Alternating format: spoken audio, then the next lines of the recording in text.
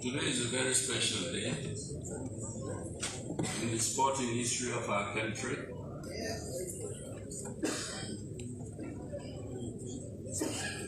And I'm sure all honorable members will keep that in mind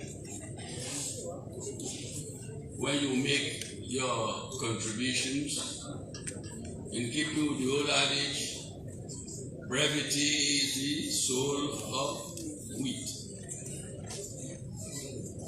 So I know a lot of you might want to take the floor, but please bear that in mind that we have to adjourn in good time to give all of us an opportunity to watch the standard bearers of our country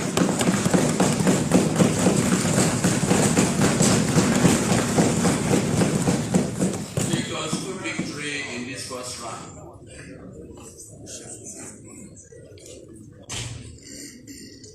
So not all everybody will be called upon to make a comment.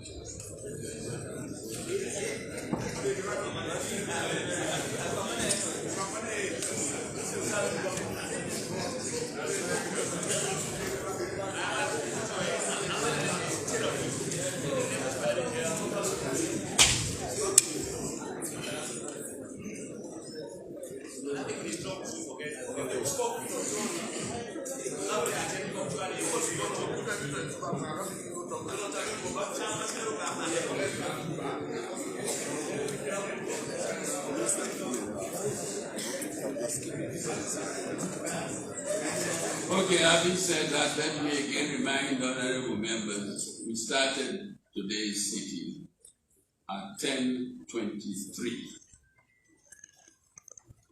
10:23.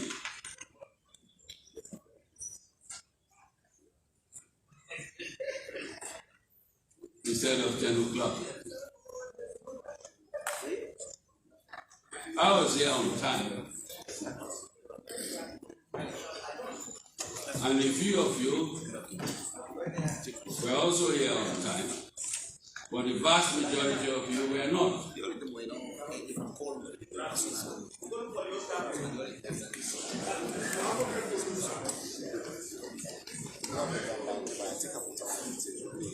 Again, I repeat the admonition I made last time. Let us shed and do away with those bad habits of old. The bad habits of old yesterdays. We are in 2022.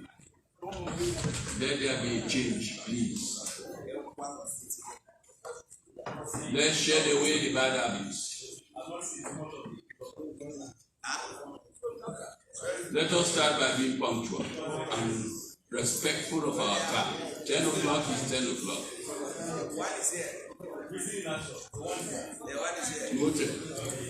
Mama of the house has spoken.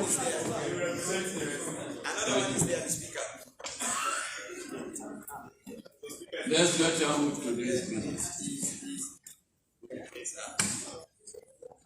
Motion of the Committee on Appointments and Public Service. Proposer, Honorable Bashir Siddiqui. Seconder, Honorable Hassan ACC. Sorry, Mr. Speaker. Mr. Speaker, sorry. Mr. Speaker, I want to adjust the other paper so that the seconder will read Honorable Veronica Guys instead of Honorable Hassan.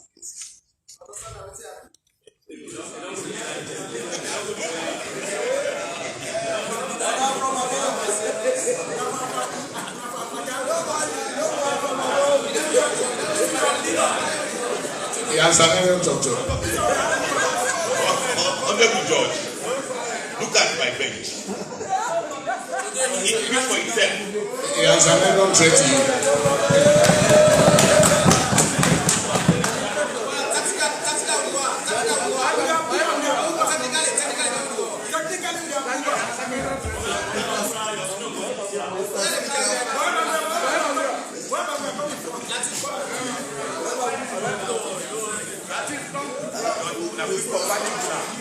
Honorable members, please. Mr. Speaker, honorable members, I want to move that the seconder of of the motion be read. Honorable Veronica Kadisi.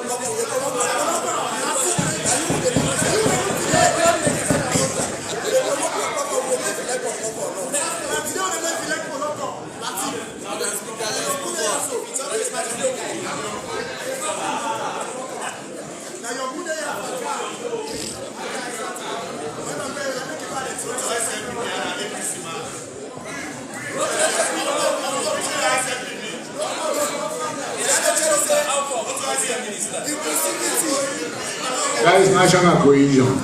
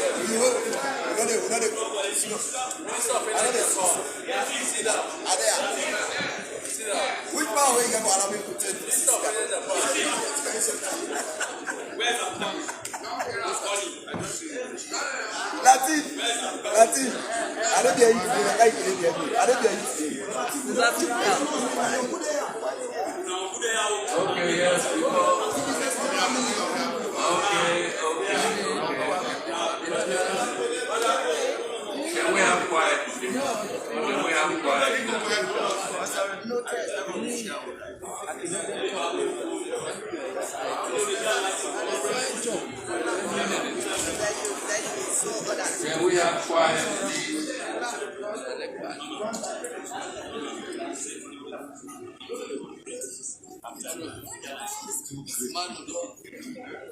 The mother of the house. I can very well understand the spirit behind the seeming withdrawal of the Honorable Hassan Sise from being the seconder of the motion.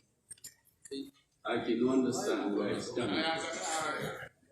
Because in the absence of both the leader and the deputy leader of the opposition, he is now standing in their place.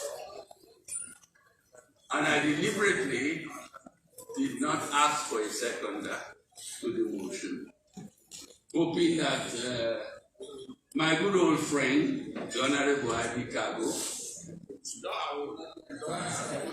will appear.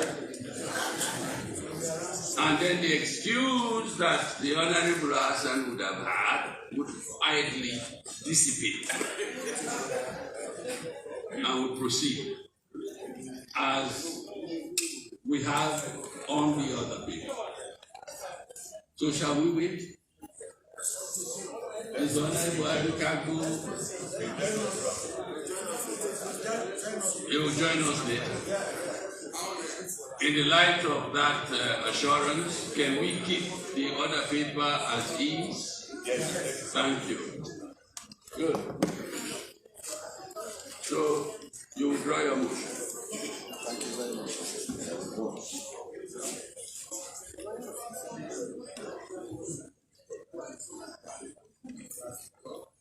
Mr. Speaker, honorable members, this is the fifth report of the Committee on Appointment of the Public Service on Parliamentary Vetting of Presidential Nominations. Introduction.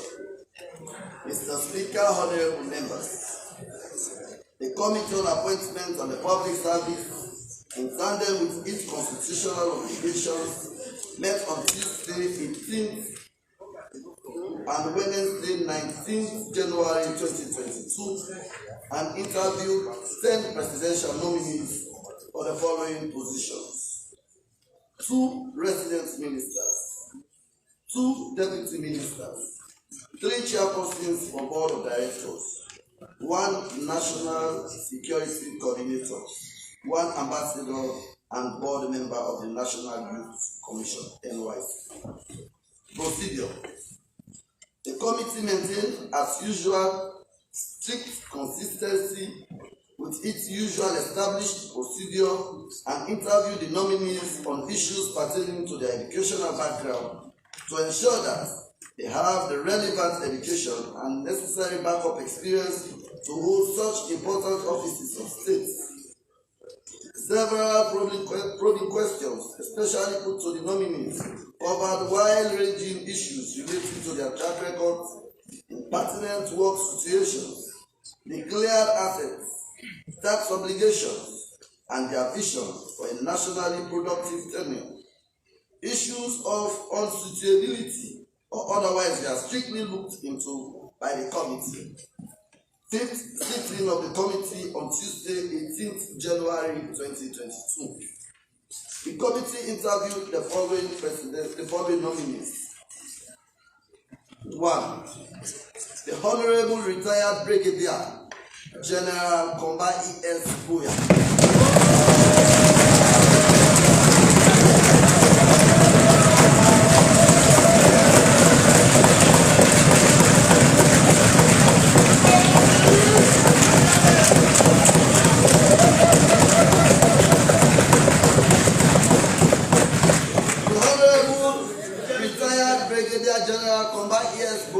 Proposed resident minister is the minister. Honorable Kesboya. Is that what innovation?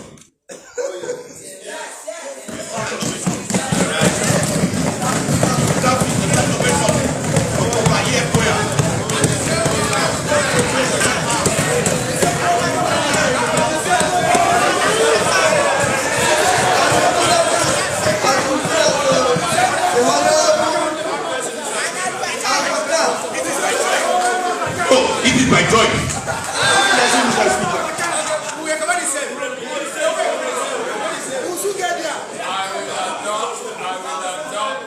I will adopt the pronouncement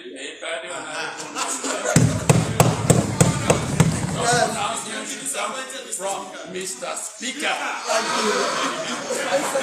So shall we all rise again?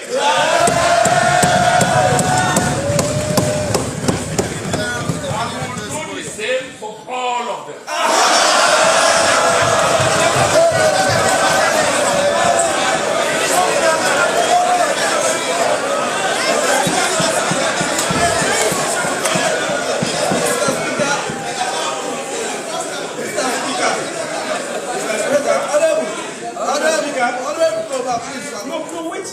Mr. Speaker, what you have just done is completely in line with your earlier ruling. The honorable member was part of us. And he's happy for that. That's one reason. And some of us will learn from him. It's not yet my time. But the same is your ruling. The same cannot be according to anybody. No, people have found this out. Based on your ruling, this is very true.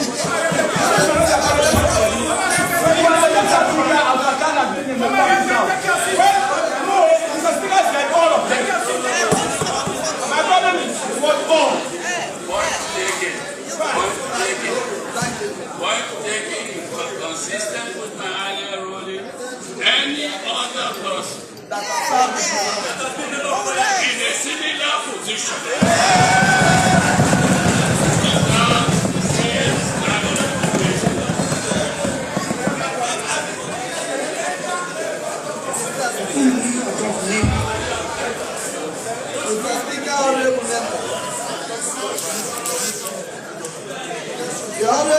member, the Honorable Esquire, is an acclaimed politician, a farmer, and one of the finest soldiers this nation has produced. He holds a Master of Science degree in Strategic Studies from the University of Ibadan, Nigeria, and host of other credentials, all related to capacity building in the military, that made him to rise through several positions from platoon commander to battalion and brigade commander. He is an unassuming personality that cut across ethnic and political divides, which many politicians and military officers hardly achieve. The nominee spent 2 terms as a member of parliament from 2007 through 2017, representing the people of constituency 24 in the Kono district, and served as chairman of the Human Rights Committee during his tenure. In his response to the Committee on Issues bordering on cohesion, border security and conflict resolution between the Kailau, Kono and Kenema districts, the nominee said, since sincere consultation, dialogue and human interactions promote the constructions of concrete peace bridges. My long acquired strategic knowledge in the army and skillful approach to problems as a seasoned politician will be of tremendous assistance to work with the people in the eastern region. They are one people, but only separated by administrative boundaries for ease of governance. He concluded that security on our borders, especially with neighboring countries, was paramount as we approach elections, and promised to work collaboratively with relevant stakeholders in that direction. The Honorable Justice Asumana Ivan Sisi.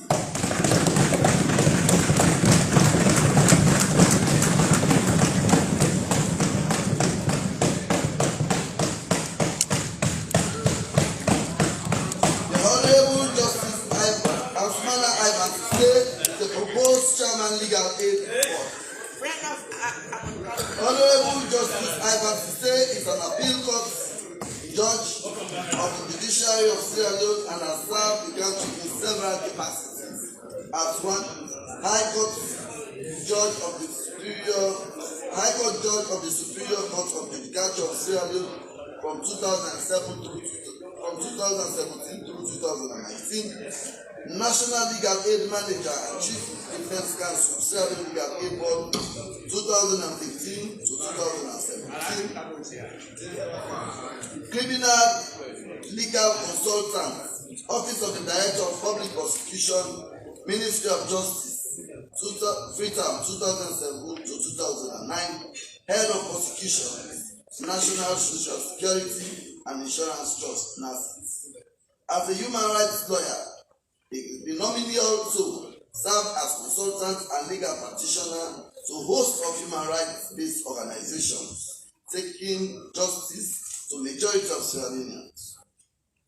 In his submission to the committee on questions on the status and challenges of the legal aid board in justice delivery, the nominee said the legal aid board, overwhelmed with problems ranging from increasing number of Sierra Leoneans that required legal representations, low remuneration to lawyers that have resulted to massive resignations of legal practitioners, etc. He promised to work collaboratively to ensure that tenets of the Legal Aid Board Act 2012, especially making larger number of the poor and marginalized people access justice, was done. He concluded on a sound note thus: we will work as a team to now categorize litigants that will benefit from the Legal Aid Board, train paralegals for local courts, and improve remuneration for our legal services commensurate to state councils for effective service delivery of the board. Mr. Sadiq Sila.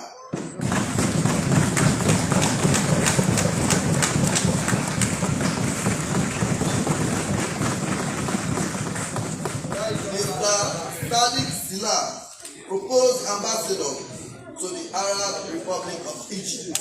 Where is Dr. Ali Kabas? Mr. Sila is honorable members, please. Mr. Sila is a master farmer and development analyst with a rich background in corporate and political governance.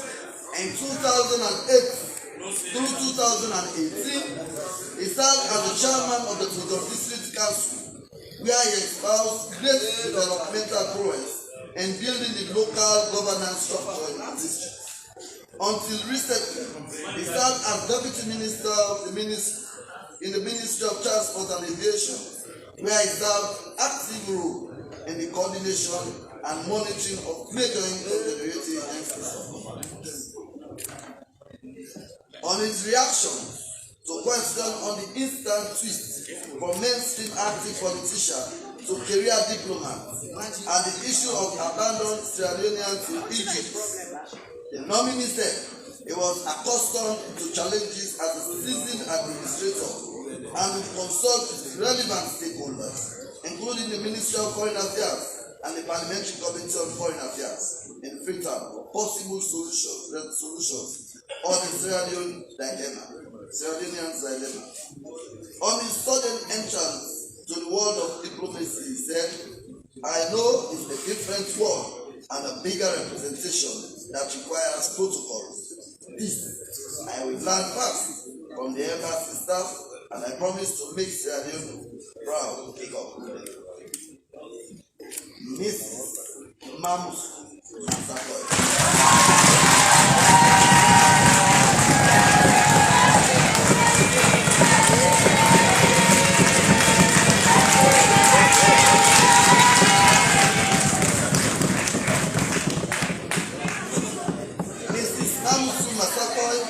Proposed Deputy Minister 2, Ministry of Basic and Senior Secondary Education. Mrs. Namusu Masakoy holds a double master's degree in nutrition and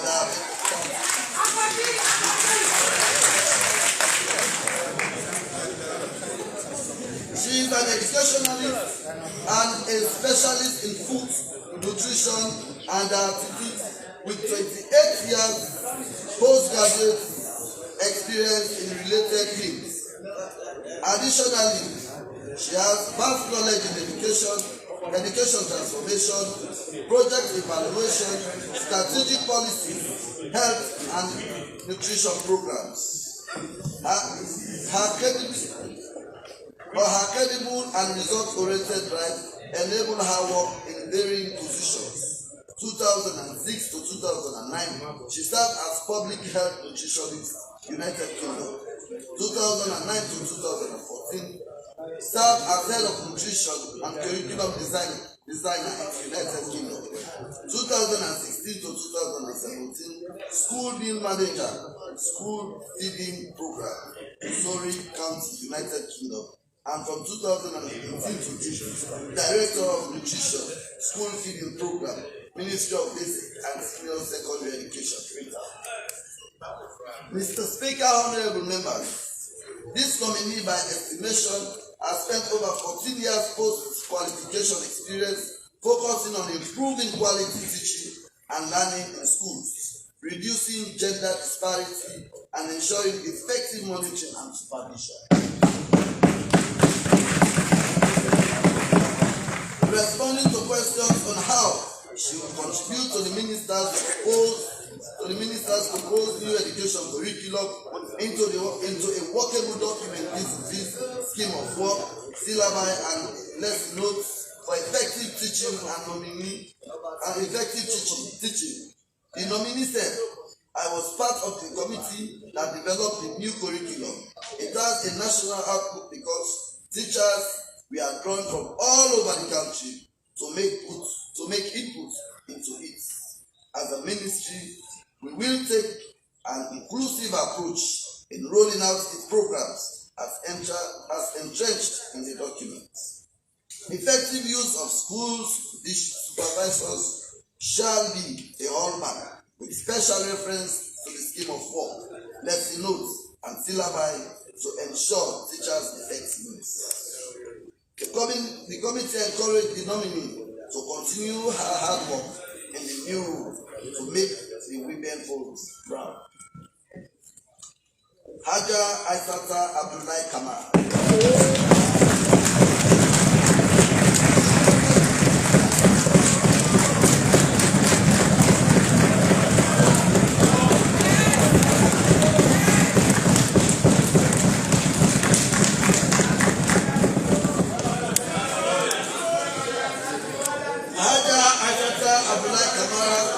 The proposed deputy minister, Ministry of Trade and Industry.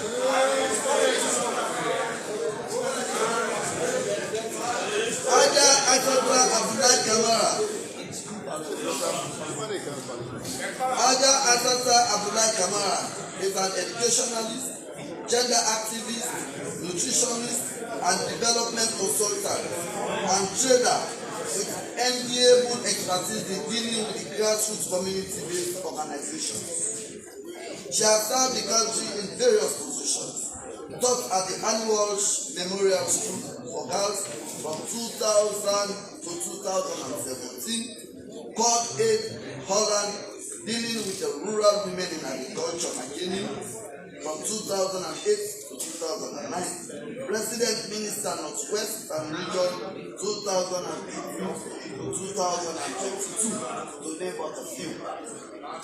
The committee entreated the nominee to shed light on the skyrocketing prices of goods in the country, and her presence in the ministry would reverse such trend, and to what extent she would promote gender issues in trade and beyond.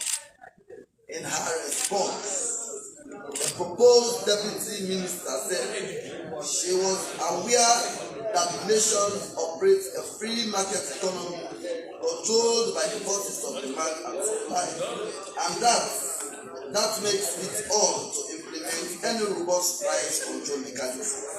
She continued, as deputy minister, I will work with my superior, for I know much effort have been done on the commodity pricing sector, invoking key players in the economy. I will work to broaden the inclusivity now to grassroots market women, and in the long term collaborate to replicate fair pricing system to host of other commodities in the country by establishing large warehouses for goods at district level, all in a bid to lower the trajectory of huge price differentials. Haja Aisata concluded on the note that such worse-off price hike was due to the global pandemic that had impacted seriously on the world transport and trade. Mr. Andrew Ansu Fatoma.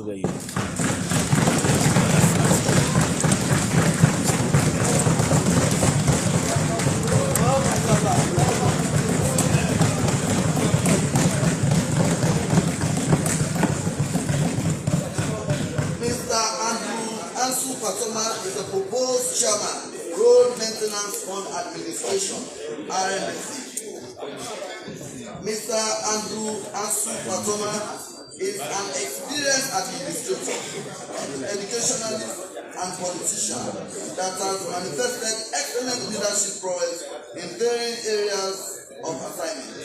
From 2012 to 2018, planning officer, Eastern Polytechnic, Kenema, now Eastern University of Technology. 2018 to 2022, Minister of State, Eastern Region. On what will be taken to the RMFA, and especially resolving the conflict of interest between SLR and the RMFA relating to roads. The nominee said as chairman, he would study the situation and its consultations, right actions will be taken in consonance with the statutory provisions guiding their operations. The nominee was cautioned to note that the RMFA was fund administrator, and hence all requests for construction were in the purview of the SNRA. Dr. Anthony Sadi.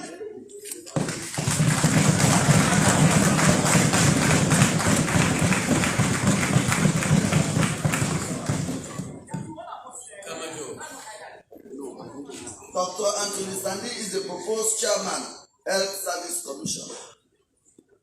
Mr. Speaker, honorable members, Dr. Anthony Stanley is an accomplished medical doctor and a public health specialist with 22 years spanning experience in health planning, policy and management.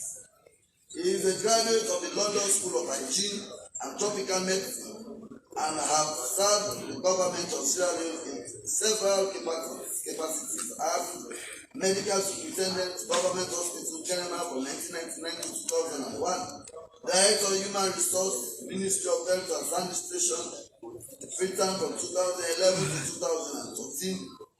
Until his nomination to this position, he served as Deputy Minister 1 in the Ministry of Health and Sanitation, Sierra Leone. He promised taking his plethora of experience to build on the health sector and other health projects of the Commission to boost the health sector. Mr. Abdullahi Kolka.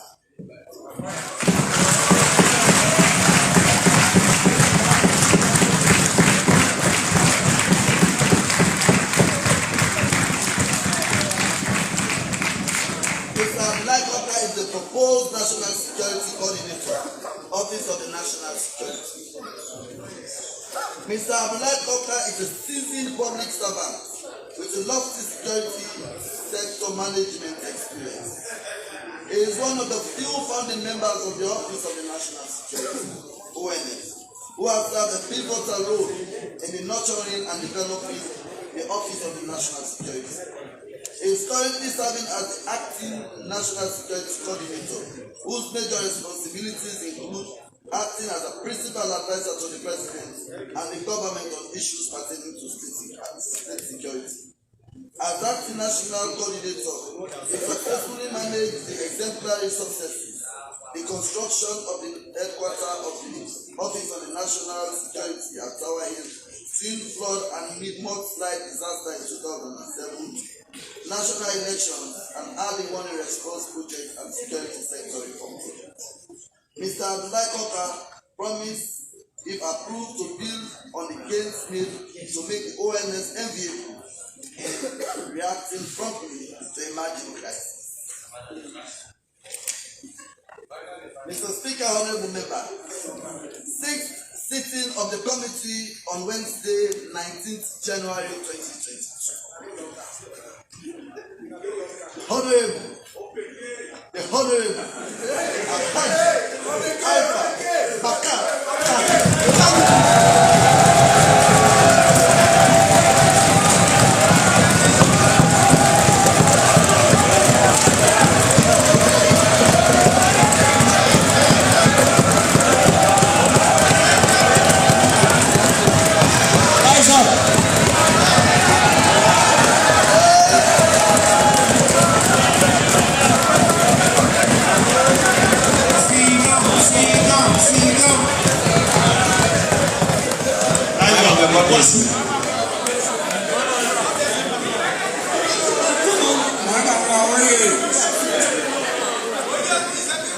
The Honorable Alhaji Alpha Bakar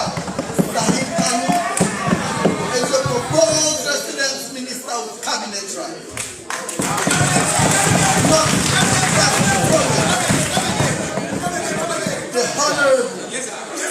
The Honorable Alhaji Alpha Bakar Sahid Kanu.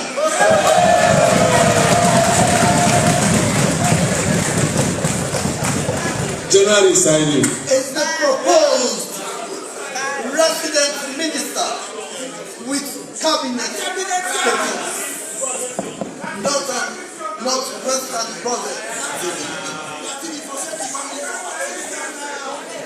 Honorable Alpha Kanu holds an honorary doctorate Euclid University, Edinburgh, Scotland, UK, and a master's degree in mining engineering from the University of Nottingham, United Kingdom. He has a plethora of experience in various disciplines, including politics, academia, information and communication, and technology, etc. that had leveraged him to serve extensively in various positions of governance. He was a member of parliament representing the Pologo district from 2002 to 2007. He was a minister of presidential and public affairs from 2007 to 2009. He was a minister of mines and mineral resources and minister of political affairs from 2009 to 2010. Minister of political and public affairs 2010 to 2013. Minister of information and communications from 2013 to 2016, and from March 2017 to date. Special envoy and ambassador at large, March 2017 to March 2018. Special envoy and ambassador at large.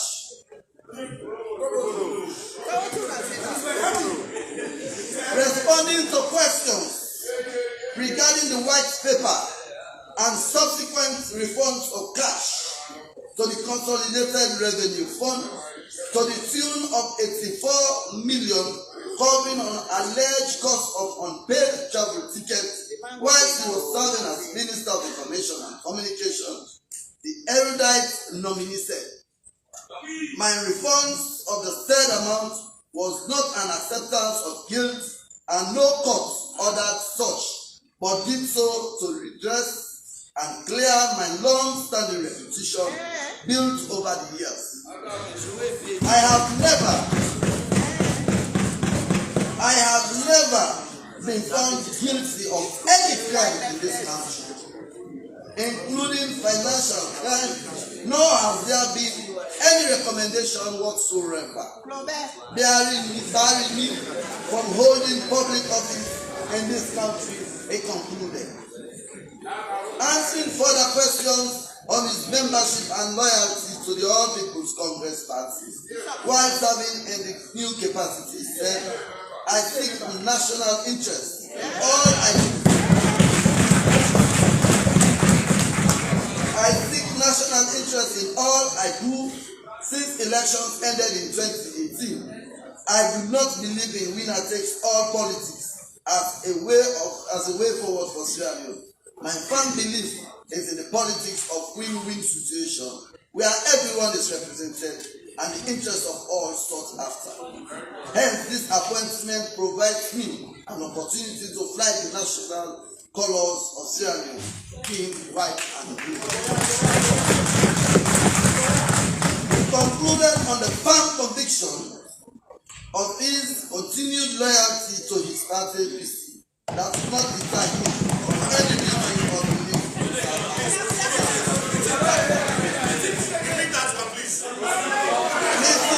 Please, I shall two Moses. Please, I shall two Moses.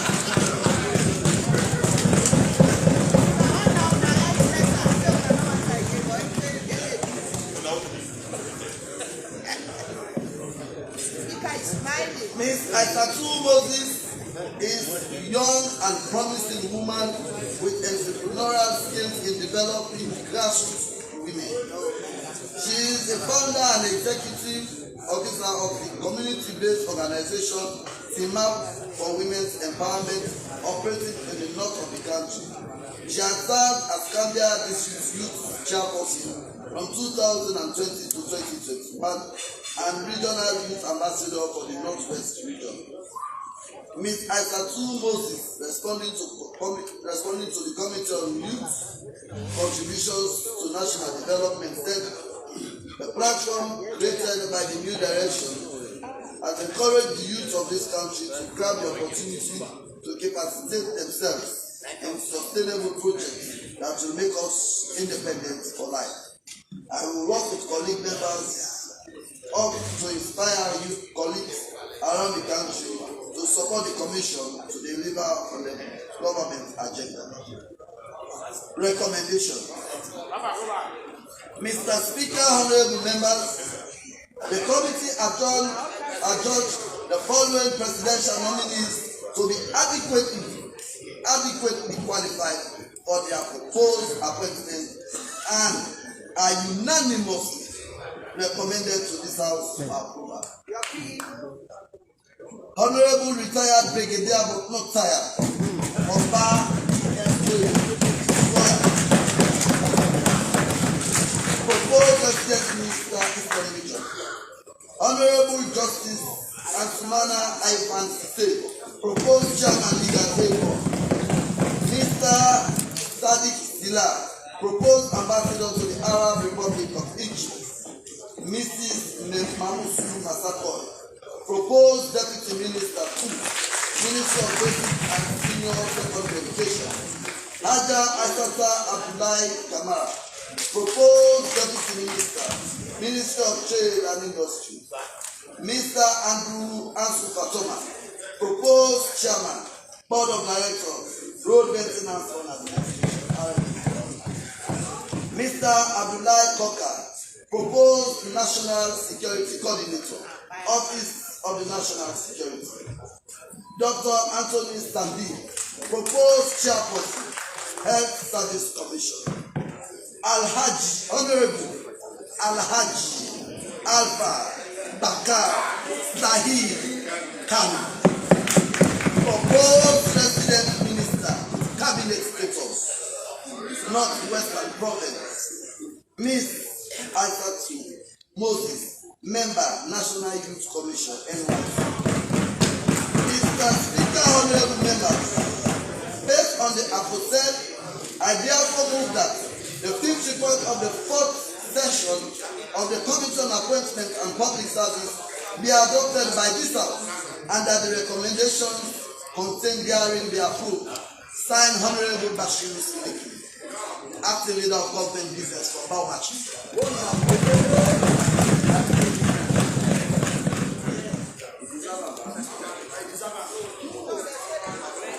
I thank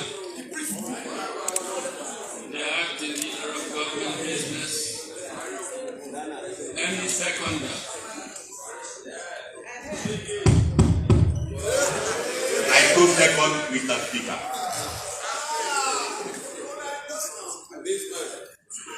Honorable members, the question is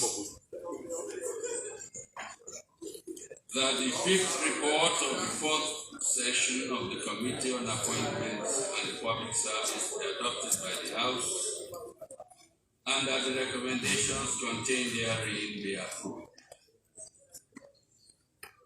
I will give the floor now to the seconder of the motion.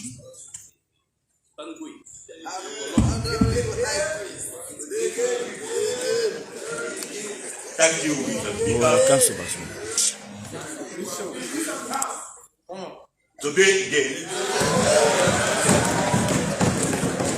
we are in the process of approving people nominated by His Excellency the President, Dr. Julius Mada Bio, to serve in various departments. I would have started with the ladies first, but charity begins at home. That is why I am going to start with the retired, not tired, Brigadier Komba E.F. Boya.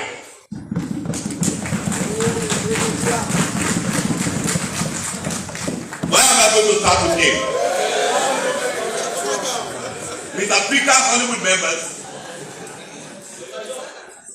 the retired general served in this house as a member of the opposition then, but he was a friend to everybody across the aisle.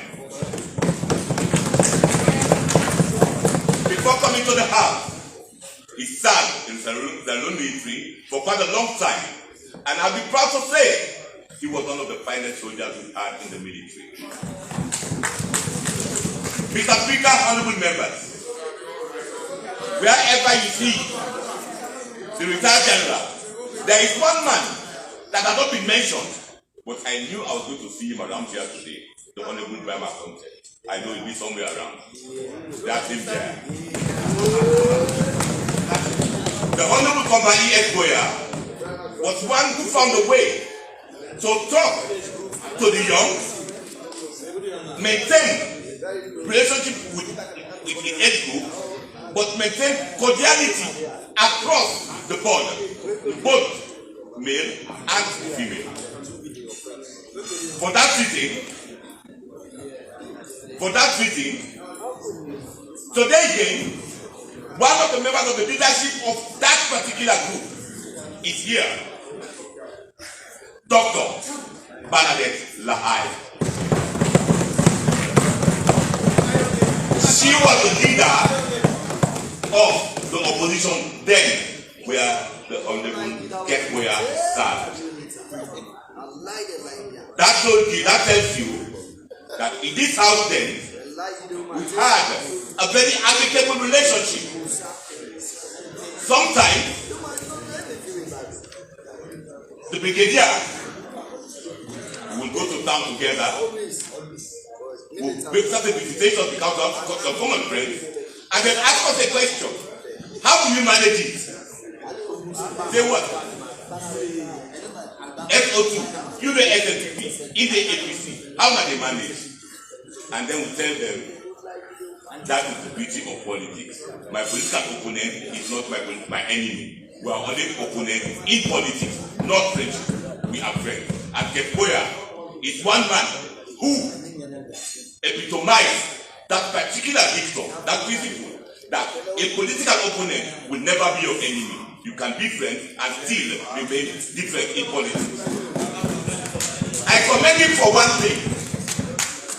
He never ever changed his position. He served his party and stayed steadfast with his party. That is why he has been rewarded today.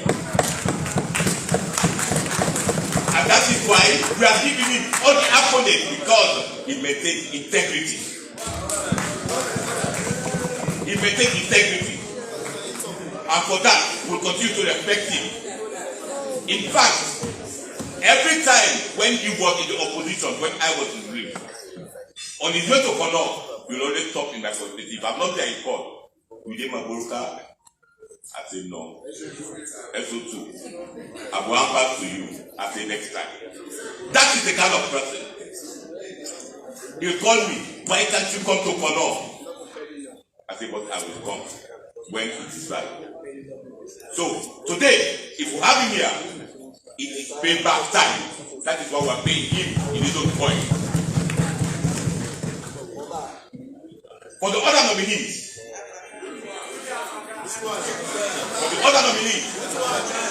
Mrs. Pasako, I have been fighting for women, you know.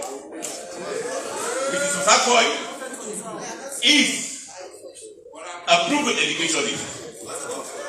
She served, and during the interview, when we were vetting them, she came across as a consummate professional. She was able to articulate her position in education and what she has done. At a point, the acting chairman of the committee had to stop her to say, enough. We've had enough of it. When you take an educationist to serve in an educational institution or in a committee, definitely you are not taking apples to be where others are to be. She deserves to be where she is. Let her go to work for Sierra Leone.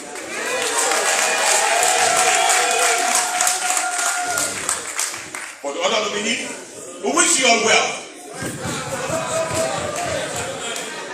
But Mr. Speaker, honorable members, Sadiq Sila, I've been here before as a deputy minister. We approved him. He had no problem. He has been there, and he is a very humble fellow, a gentleman. I will have no reason to doubt him that he will serve in the capacity where he has been nominated to serve. Of course, for the justice Ivan Sise, I'm proud to say here that again, he was my student. I taught him in school. And when you're a good teacher, you produce good people. And he is just one of them today that is again in front of us. Like I have a permanent secretary sitting in front of me, he was also my student, Mr. Baba Fortu. And he is serving in the office of Vice President. I stopped there. And of course, the young lady who is hailing from Gambia to serve in National Youth Commission, we want young people to serve in those areas because the young shall grow. Let us give young people the chance to grow. Don't occupy the space that they ought to occupy. You cannot be there all the time. Give space to others. And that is why we'll be proud to approve a young person to go serve in National Youth Commission as a member of the commission. We will encourage you and to stay committed to whatever you're doing. Of course, the medical doctor who was here before for approval is now going as head of the National Medical, Dr. Sadi, who is now going as the head of the Health Commission. I have no reason to doubt him. He is a professional and he knows everything about the health sector, having served in the ministry. So we have no reason to doubt that he will deliver as expected. And please, the president choose you not because you are the only one, but because he has confidence in you. And that confidence, we believe, must not be betrayed. Ava, as we used to call Mr. Poker, he is not stranger to the ONS. He has been there. The Honorable Mr. Brigadier can relate when I say Mr. Poker is no stranger to the ONS. Honorable Kekwea can relate. Because we serve together in the Committee of Defense. Mr. Speaker, honorable members,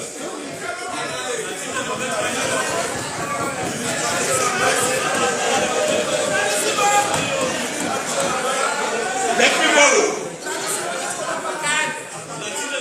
I will borrow from a poem that we are used to. Desiderata. And they go placidly amid the noise and haste, and remember what peace can may be in silence.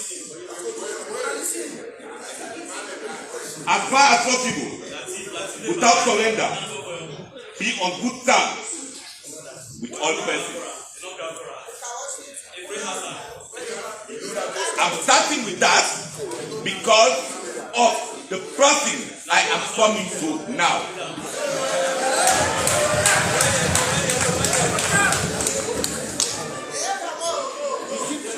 Mr. Speaker, honorable members, when we were betting the honorable Alpha, he said, and I quote, I am still a member of the APC. That was what he said. But also listen for this. There is a clip doing the rounds on social media where the first lady said, and I quote, Alpha Kanu don't left there, you don't come to me. So who is saying it true?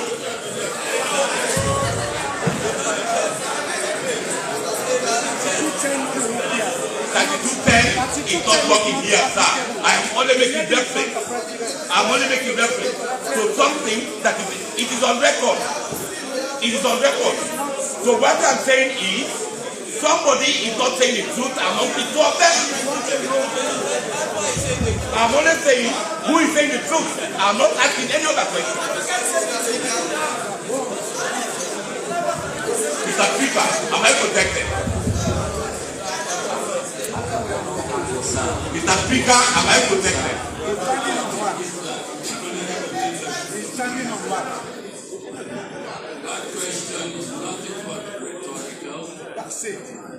And so it shall remain. Continue.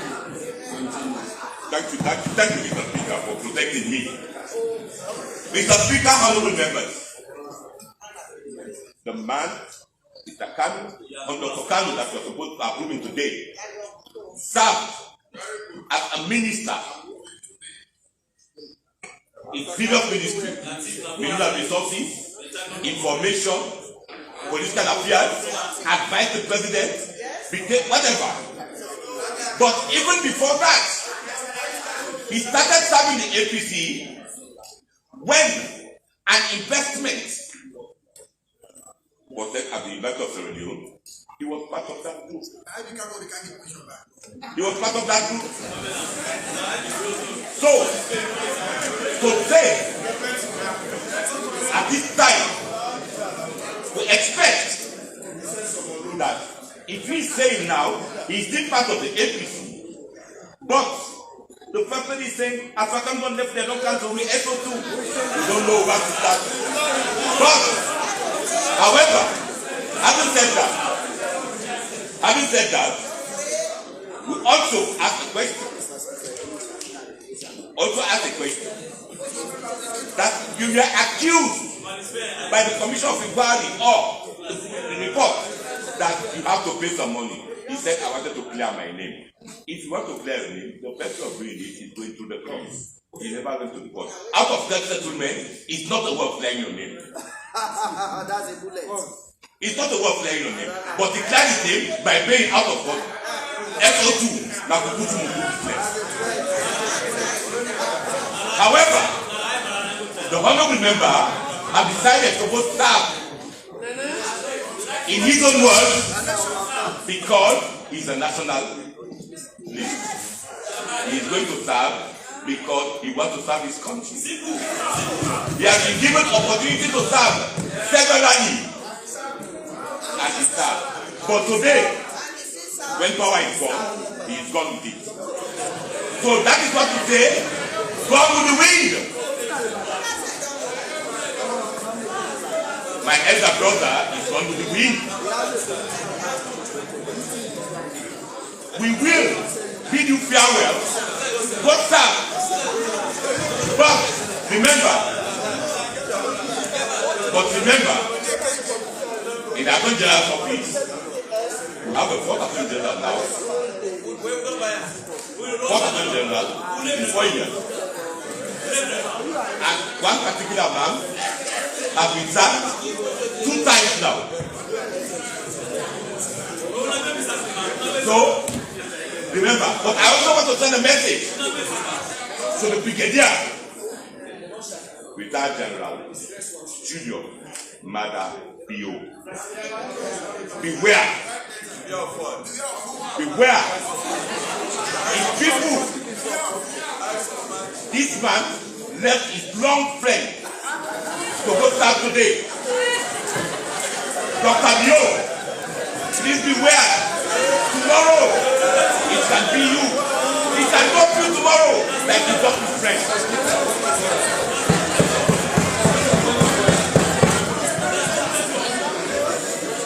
Just a word of caution, sir.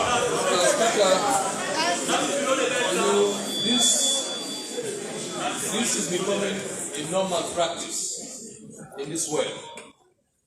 When people come for approval as a house, we should not embarrass them. It's becoming a practice. The judges were here the other day, and we embarrassed them so much that even up to today, sometimes when I go around, they bring some of these things to my notice. We should not embarrass people when they walk to the House of Parliament.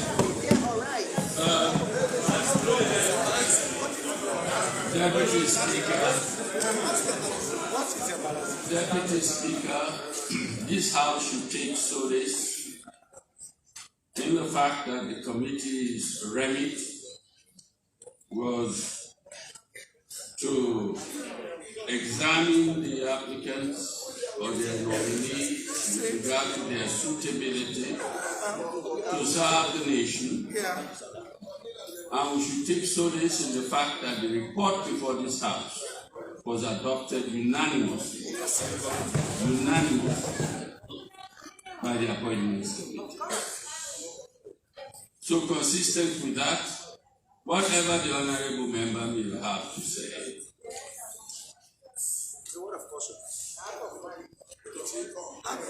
should be said in the context of unanimity of the committee's recommendation, of which he was part. Thank you. I suppose you finished. No, I was waiting for the deputy speaker to finish. I'll round up.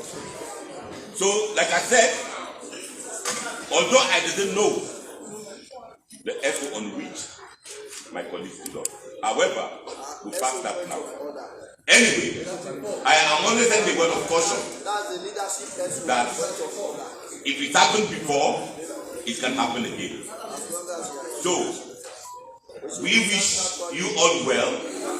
Go serve your people, do your best for your country, and don't betray the confidence of the president who nominated you all to serve in your respective capacities. I thank you. Before I call the next speaker, I want to underline the last point made by the Honorable. That the appointment made by His Excellency the President of the nominees who are before this House for approval was an appointment to serve the nation, not to serve any individual.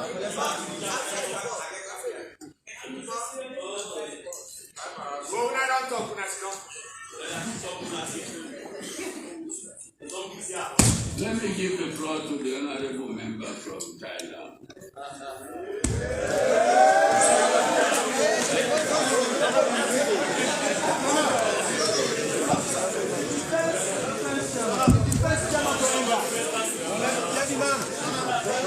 Defense Minister, Chairman Defense Council. Mr. Speaker, honorable members, I'm overwhelmed by my colleagues calling me all glorious names. This shows that I am a true honorable member of parliament representing the people of Kailao and Yenga in particular. Today, Mr. Speaker, I want to add to my names, and that is Avayama. Avayama, SO2 means Unaskatapana. On behalf of the Committee on Defense, I want to take this opportunity. Well, most times we say, most of the speakers in parliament, when it comes to appointments, they will tell you, I want to take a retrospect on a particular person. But today I want to use a different scenario. The Honorable I.B. Kabo will bear me witness that in this case today, I am going to take the fiber optic on a particular individual. An individual whose appointment by the President of the Republic of Sierra Leone is by no mistake.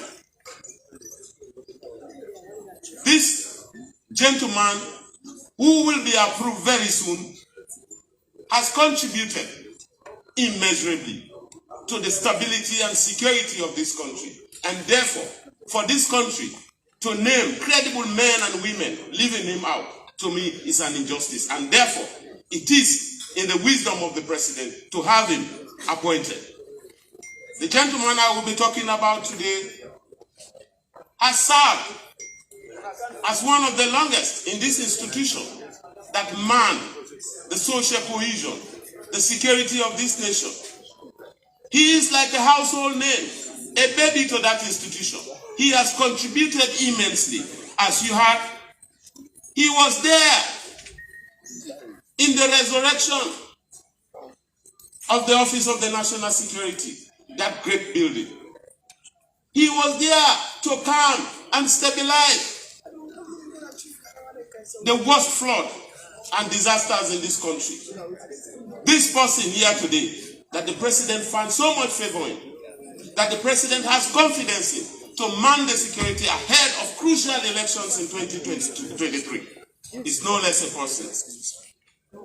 But the coordinator appointed, the coordinator named, the coordinator that will be approved today, that's Abdullahi Avayama Kolka. Can you stand for people? Stand. Just like I told you in the Mendes scenario, when they say Avayama on that other side, please scatter upon them, SO2. So in the security sector, we will not allow anybody. He has always been there and he has been able to put security under control. You can now sit down. So Avayama, your appointment is received with blessings. And we want to welcome you in the fold and to congratulate you again on your appointment as the coordinator. Until his appointment, he was acting coordinator. When I assumed the office of chairman defense, he's been very cooperative. He has the ability, he has the strength, and he's security conscious. And for this reason, I feel this country can only celebrate when there is peace. And with Avayama on top of security, we are assured of total peace and security. I will conclude and do myself injustice because my coming to the House of Parliament was celebrated by my ancestors. But the living had their own disagreement until when a political surgeon, a political philanthropist, was earmarked by the President of the Republic, then flag bearer of the Sahelian People's Party, to go and anoint me. This man is no less a person, but the political, as I call him, philanthropist and philosopher, Honorable Andrew Fatoma. The Honorable Andrew Fatoma is an academic. The Honorable Fatoma is a political strategist. He held Kenema, Kailaun, and Kono together. He inherited a disunited Eastern region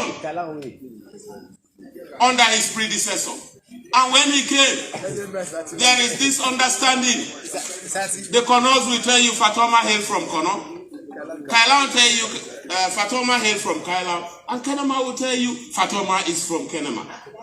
Who is this Fatoma? That's the Fatoma that the president has found favor in. He has brought him to Freetown, close to the seat of power. I wish you well in your new delivery. On that note, honorable members, Which note? Which of you? I want to appeal to you all and sundry to look at these fine nominees under responsible consideration by His Excellency, and having gone through a rigorous screening exercise by our appointment committee, I am sure they are fit for task, they are fit for purpose, and they should be here approved. Mr. Speaker, thank you very much. I thank the honorable member for his contribution. This is a very convenient moment for us to acknowledge the presence in our midst of so many former members of party. Will you please all rise? Former members of party.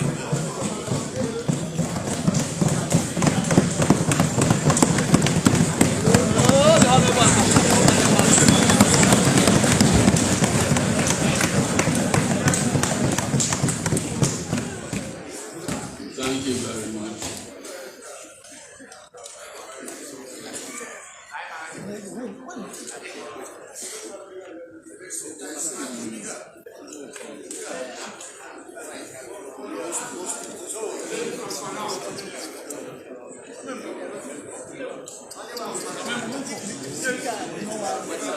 We have the football to watch.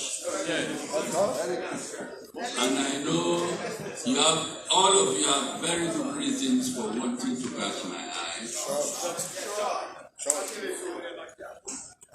So let us do some equity here. Let's say 5 minutes. 5 minutes.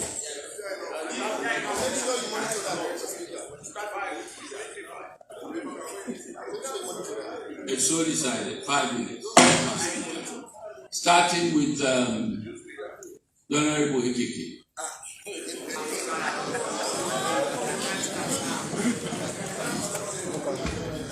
Mr. Speaker, I am a proud product of Gambia, and Gambia is one of the districts. If you're talking about watching this game today, you have the confidence of victory because you have a goalkeeper that is coming from Gambia. So I have a young person before us today who is also from Gambia. I have it up for nominees when they come to this well of parliament, but I'm obliged to talk for the young lady who is here today, because even when she was identified by the nation, in her own little way, she was able to mobilize young graduates and school leavers and form a unique institution that was called the TMAP for women in Gambia. Her character, her display among our colleagues, have added value on young people in Gambia, more so women. And appointing her today is not because she's SLPP, but because she has put herself on the map already of developing young people like herself. Madam Moses, go and continue to make Gambia proud. I cannot continue to make Gambia proud. I will not stop without acknowledging the presence of a mentor. Somebody who called me just after election and I said, Honorable Abdul Karim Kamara, tell me, how did you win the election in your constituency? Because by my research, they told me you were not popular. And I remember I told him in 2006, in 2005, I was in the party office when you were pronounced as the publicity secretary of the party. I saw you go through all the ranks. Until today, you are home sitting quiet. But I'm here today to thank the Honorable Al-Fakan for accepting this appointment. For us as young people, what you've done to display the real characteristics of an apprentice. You know, when I was young and an accident would happen and an apprentice would die, they would say nobody knows that I passed the apprentice. So when I go old, I wanted to know why was it so. So I went through to know what are the characteristics of an apprentice. The apprentice is the first person that will lead the people when they could not have what he used to get as benefit. The apprentice, as far as the local people know, is somebody that does not have much integrity. The apprentice is a person who sleeps in the streets. Mr. Speaker. Mr. Speaker.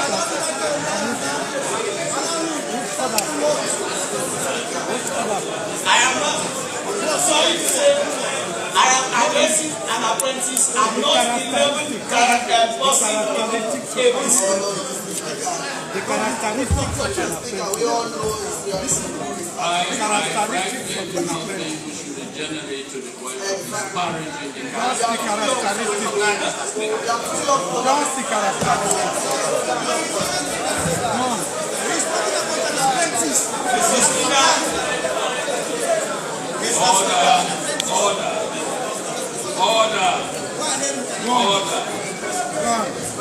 Order. Tell us the characteristics of an apprentice, exactly. Order. Yes.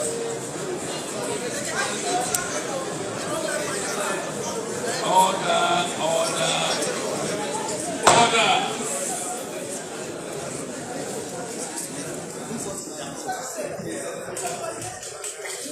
It will do this house no credit if any one of us is seen or perceived to be disparaging a nominee who has come before us. The nominee has gone through the appointments committee and has been recommended to the plenary for approval. So please let us be measured with our language. Thank you, Mr. Speaker. All I was doing was describing an apprentice and not the honorable. That's not my understanding. You first of all attributed the term apprentice to the Honorable Al-Fakar. I never went on. I never tried. I never attribute to an apprentice. Let me move forward.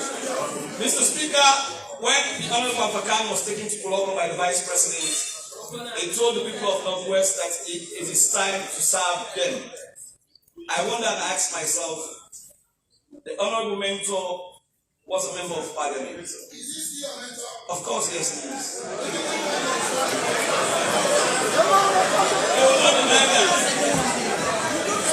He said, it is time to serve the people of Northwest. I am sure he was given that opportunity when he was elected as a member of Parliament. He was given that opportunity when he was made minister for 11 years. I want to make this clear to young people.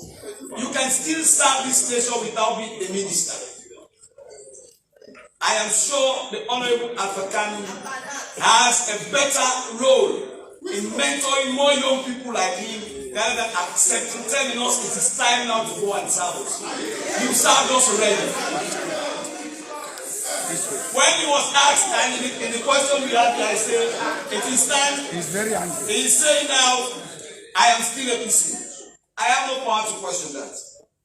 But serving the government that is sacking ordinary civil servants that are meant that they think are APC and maintaining you who is APC brings much questions.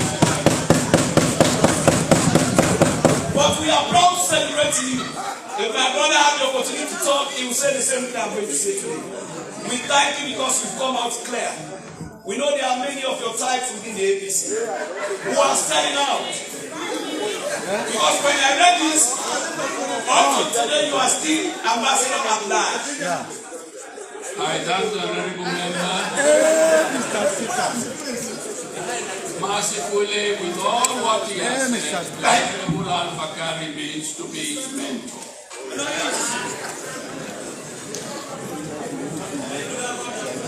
I recognize the independent member from Punjab.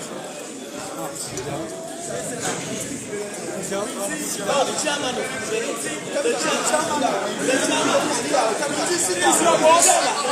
I'll be wrapping up. Your boss is up. Sit down. Your boss is up. Sit down.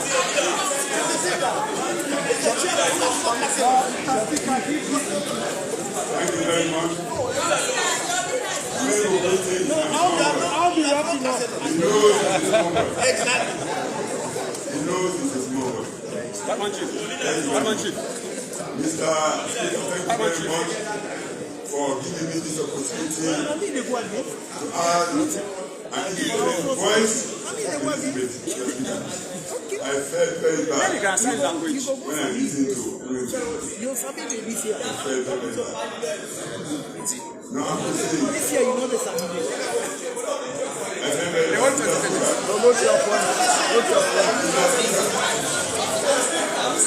I have never visited the office of Honorable Kanu.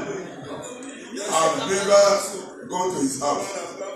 I've never received a penny from him. But I have a lot of respect for him, Mr. Speaker.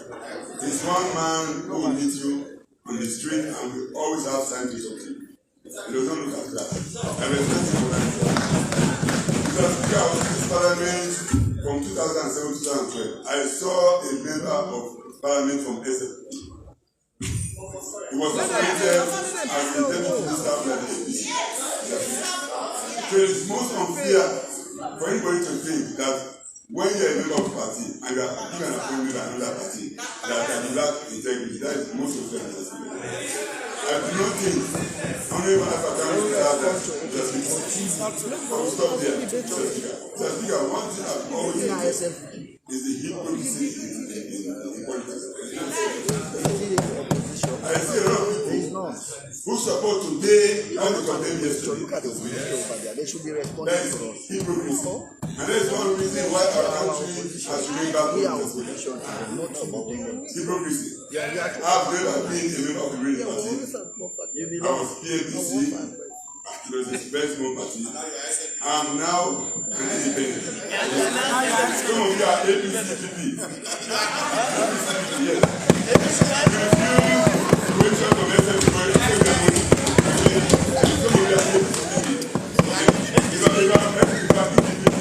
Some of you are APCPP. I've never been a member of the ruling party. So I've had the opportunity to interact with the ruling party, especially during runoff, Mr. Speaker. Especially during runoff. When people are in power, they try to be very unfriendly. It's very to have respect for you.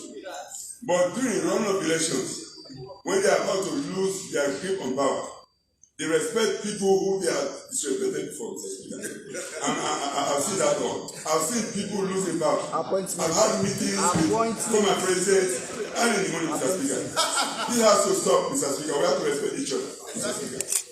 Now, some people condemn others.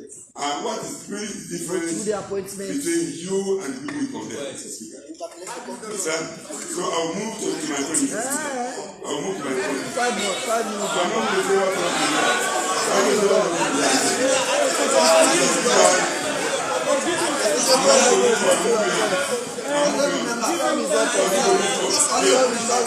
Mr. Speaker, I want to remind members of Parliament of ESCO 35.5. They're waiting lady.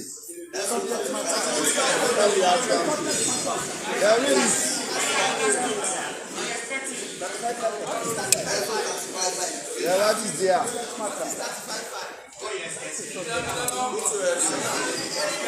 You should not just study on that. Please read and be guided. And this always say companions of that. I wish you well. Which one is saying they should What I'm waiting to see is the difference that we will face. Mr. Kano, what I'm waiting to see is the difference that we will face. Don't be discouraged. Don't be any other minister. Try to leave a legacy. Try to show the difference, Mr. Kano. With time, you are going to make more friends. That's my advice to you. Continue to make more friends. Don't be unfriendly to those who do not like you. Now try to bring them on board. Some may dislike you because they don't know you. Mr. Kano, so try to do very well. I wish you well. I wish you well. We had a lot of ministers in the past. We have people who have held positions. What you really needs more is what? Honest people. People with integrity. People who will deliver. People who show the difference. So that is what we lack. And that's what I hope you will be. I will move to. So the GTT report. Also, I want to thank the president for Puget District. We call APC ministers and the president grew up in Puget District. Just Jimmy. And they have given us our fair share of appointment. The GTT report. I'm not going to name the Puget appointment, but we are very much grateful to His Excellency, and we pray that our brothers and sisters for Puget District who have been appointed, we will try to make a difference. We try to support the government of His Excellency by bringing development to our country. You know, we have to see real development on the ground. Development should not only be in speeches. This is what has been happening in this country. People tell you how they are developing. I should be able to feel the development. You have to tell me. I should be able to feel it and see it, Mr. Speaker. So I want to urge all the appointees to work very hard. That's true. You know, sometimes you have to get out of your office to go out into the field to see the reality on the ground. Journalists can write very good reports. We can write very good reports. We can write very good English. When you go on the ground, what is on the paper is different from what you see on the ground. What we want to see is people that will perform, Mr. Speaker. I want to come to my colleague, the retired brigadier. He was my colleague because we were in Parliament. He's also my colleague by training. I also knew him. He's a very, he knows, just ask him. You know, okay, Mr. Speaker, the Honorable, former Honorable is a very good man. It's an example of a typical tradition. That man is a unifier. We are government here from 2007 to 2012. together, I know him very well. I know him to be somebody who is very kind, who is very generous, and who is a Swahili.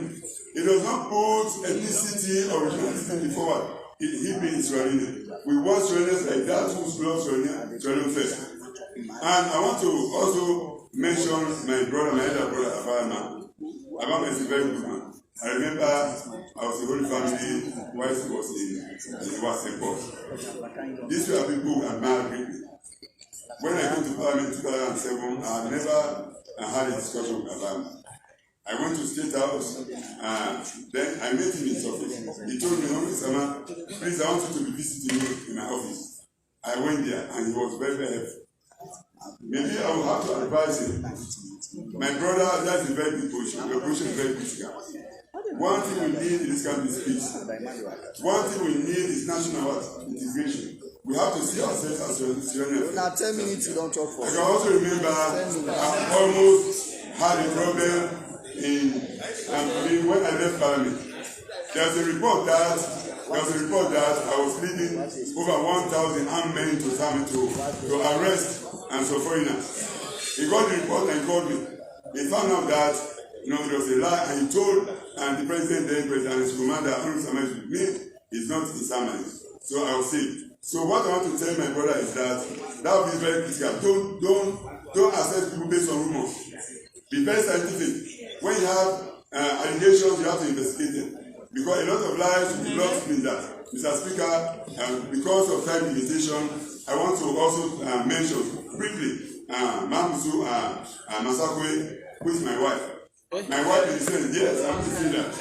She is the wife of my former late elder brother, Dr. Masakwe. Mamusu was also my college mate, so I wish him well. So all of you, wish you well, okay?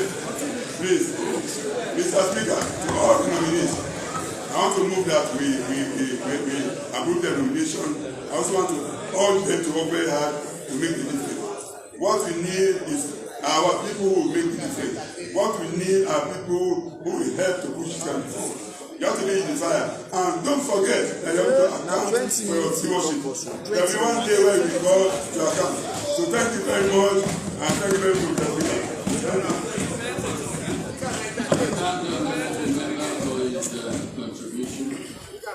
I now recognize the parliamentary leader of the C40.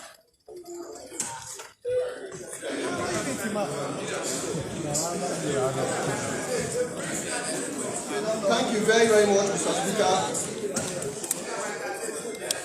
Mr. Speaker, honorable members, in concurrence with Section 61 of Sierra Leone's 1991 Constitution, I want to thank the President for this set of nominees before the House this morning. Mr. Speaker, honorable members, I must say that this set of nominees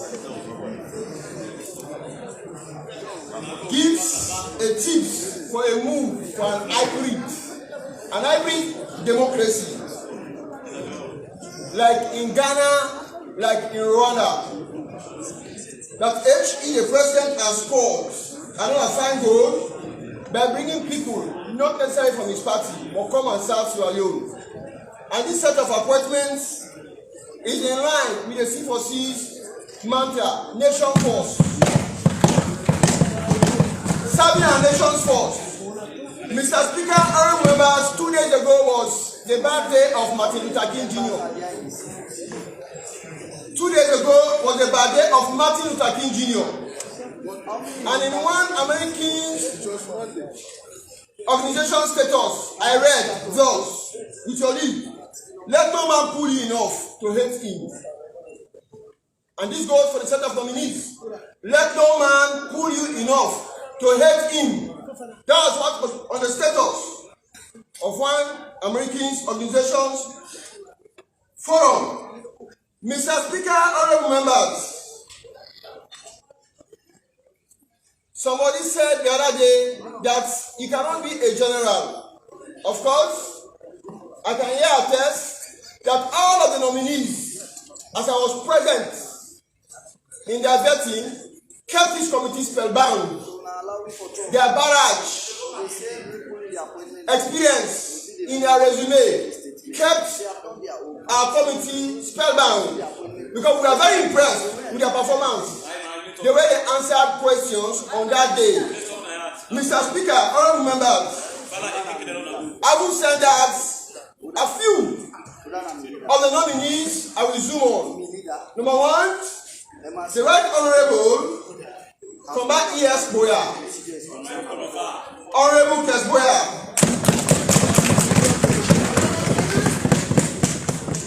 It is conventionally believed that you cannot be a general without understanding the secret of an oracle.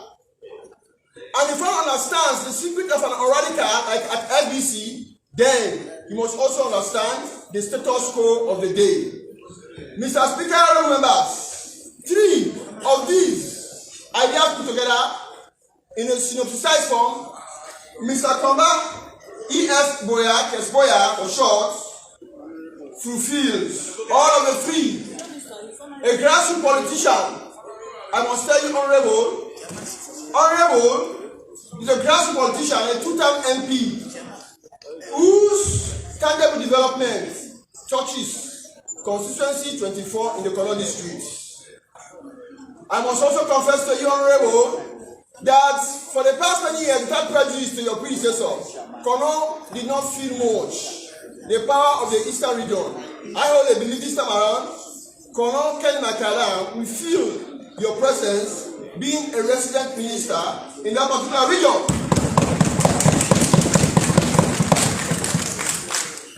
Already, Kono District has terminally 2 terminally ill paramount chiefs. Mr. Speaker. And it will be a responsibility. Sorry, leader for land. Thank you, sir. Thank you. Mr. Speaker, the time is 12. Therefore, move the next 5 minutes suspended. Thank you.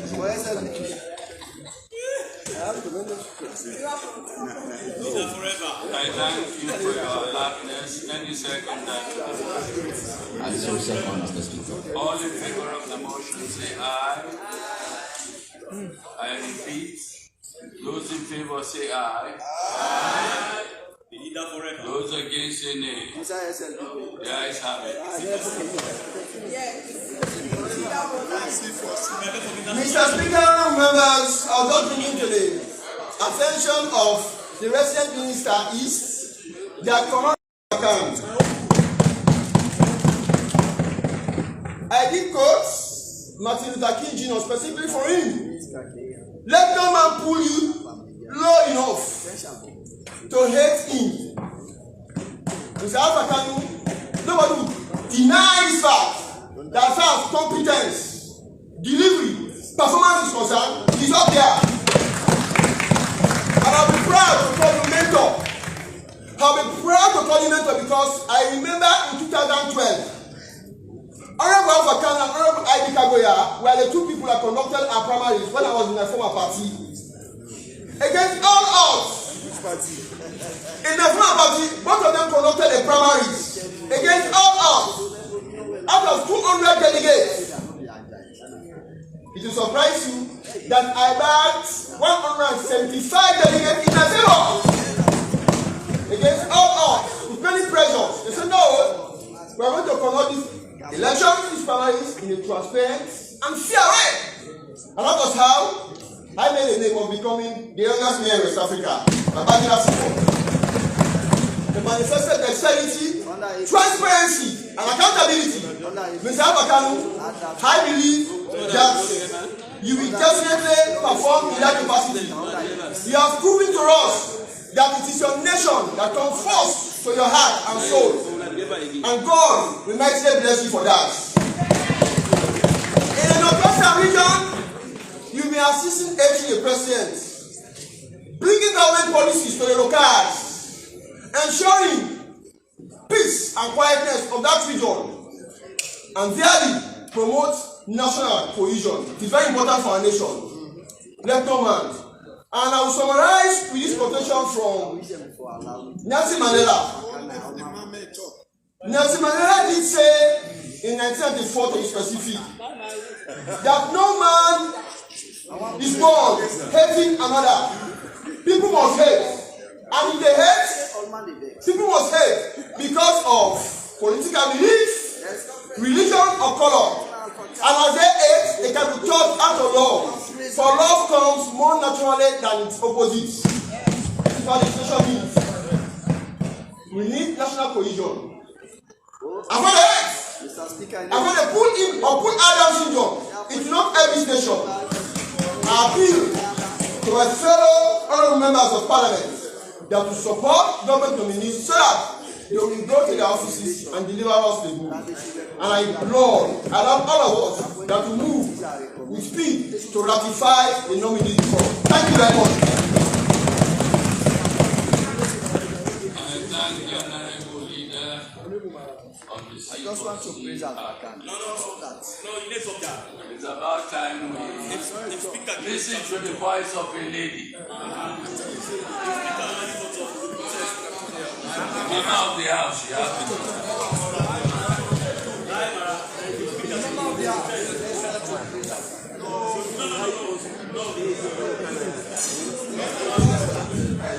Thank you very much, Mr. Speaker. Mr. Speaker, honorable members, I thank you for you to catch your eyes. Mr. Speaker, honorable members, let me first of all thank His Excellency for giving us these fine gentlemen and women. You are all qualified, it goes without saying. All of you, the right people in the right places. You are all qualified because I was part of the system. And we all agreed unanimously. Nobody made comment. So therefore, we are all qualified. Let me just talk to the women. We have 3 women here. Because I will not say she's a youth. Few years she'll become a woman, full woman. So 3, we are very much happy. If we are talking about 30%, if we are talking about the bill, I think we have started to see the light at the tunnel. So we want to say thank you to His Excellency. There is hope. There is hope. So my ladies,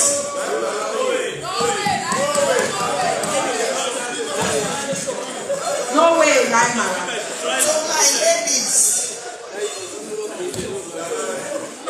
your sisters are here, Rosa. The queens, you are welcome. This is what you want to see. Come and cheer and boost your sister. You are welcome, and we appreciate you. Mamusu, I have known you for the past years. Since you are a scholar, I admire you. And you know, the way you brought yourself up and the way you carried yourself when you are at QRS, you always pass by my door. I know you can make it. I have no doubt. Go. The others are waiting. We want more women, but you have to set the pace. We want you to be pace setters so that you can have more women. They are asking where are the women. Look at the women. We have wheelbarrow loaded of qualified women and competent women with substance and lots of circumstance. And all of you, and my action lady, I am your chairperson for trade. I was very much happy when they said you are coming there. We work. I want you to, as what we said yesterday, you have to work with your bosses, your boss or your other workers there. You should be lukewarm and show respect. And I know you have that respect. Go and do your work. We want to see more women. So my lady from Gambia, I heard from your brother. Keep it up. Go ahead and do your thing. We are here. We are few. We are just 18. But be rest assured, we protect you. And to my brother, a cool and calculated MP. We were together in the last parliament, very peaceful. So when I heard about his appointment, I was very happy. I called him, I said congratulations in advance. And I have no doubt. And so to patient dog 9 is the fattest bone. You waited, you patient, and now you are going to eat the fattest bone. Go and bring the gap. The 3 Ks. We want to see more peaceful and more cohesion and more unity in that 3 Ks. Kailan Kono and Kenem. And to my doctors, the ambassadors, and all the likes, you are all qualified because I was part of it. And my brother Ivan, I have no doubt. Just go and do your thing. Now coming to a man whom I have known for the past years, who people are giving all types of names. But first of all, before I go to you quickly, I want to apologize on his behalf because they don't know what they are doing. And I know he was just carried away, and that is his own perception. But please take it easy with him. Please. But let me come to this man proper. I was with him in the last parliament. When I came in 2005, I was with him. Let me give you some adjectives about that man. He's a liberal man. It goes without saying. He's very liberal. He's devoted. He's devoted. He's very peaceful. He's dedicated. They can say, go here, you yourself have attested it. He's this, he was minister, he was this, he was that. So meaning he's devoted. If he wasn't devoted, His Excellency wouldn't have given him all those assignments. So therefore he's devoted. He's very honest. He's a positive man. He's a loyalist. And to crown it all, he's a patriotic citizen. And I want to say thank you for accepting this particular appointment, because you were asked and you accepted it. The first day you accepted to go to Nakovac, not to go to Go or to go to Kenema, they said go to Bodloko. That shows that you are loyal to your people. And you have seen it in this house. Baba Soya was removed while we were in opposition. We cried. He was removed and sent, and at the end of the day, he did not even complete, because they had wanted to destabilize us, but by the grace of God, we are here today. He was removed. We did not say anything.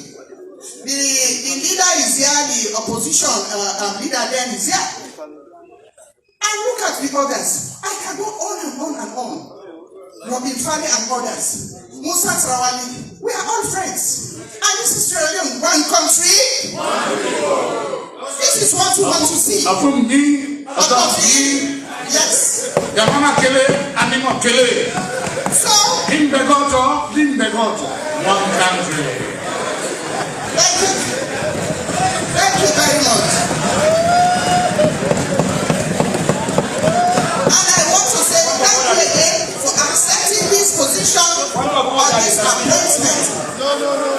Thank you very much. Mr. Speaker, point of order.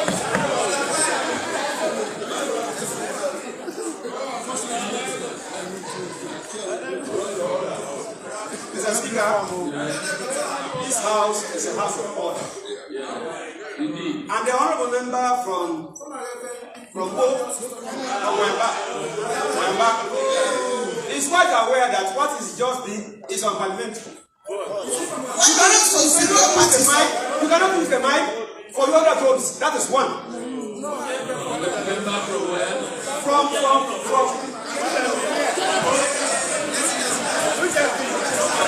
a youth leader from Kenema.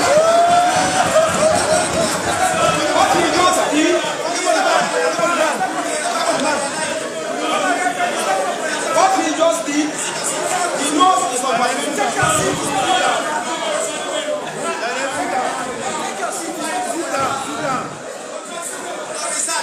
So thank you very much. People are grumbling. If you are not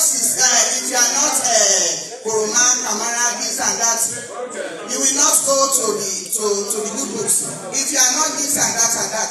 Now, the talk and do president, the listening president, has thought it fit. He said, cohesion. National cohesion. By bringing one of the patriotic citizens, I know any other person from the other political party would have accepted that position. Yes. And the man is coming from there in Potloko. So, if they had given one Mende man or Shabro or whoever to go and chair there, they would cry again. Now the talk and do president has said, you go and serve your people. So what's the qualms? You are overqualified and have said thank you. Don't mind them. Those people who are saying, let me end up by saying, those people who are saying they are in doubt. He's not APC, he's that, he has said it. But there is no act to find the mind's construction in the face. I thank you.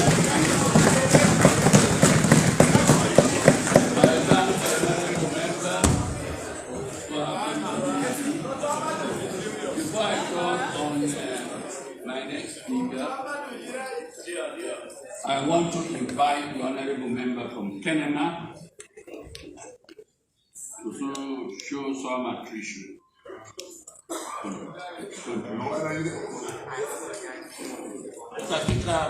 My apologies. And let it be the last time. I know your voice, no matter how much it is. Yeah, I hope I will not have it. Are you standing or sitting? Please stand up, Stand up. Mr. Speaker, on a point of order, please. Mr. Speaker, for clarity sake, Mr. Speaker, it should cut across the eye. It should not just be on the side. It is important, Mr. Speaker. It should cut across the eye, Mr. Speaker. And being on the side is my prerogative to make sure I talk to you. You should make sure you do. Okay, I have a problem. We are trying to say the truth, Mr. Speaker. The other side has been doing it. No. You are the one. So many people may have done it, but you are the one who has done it.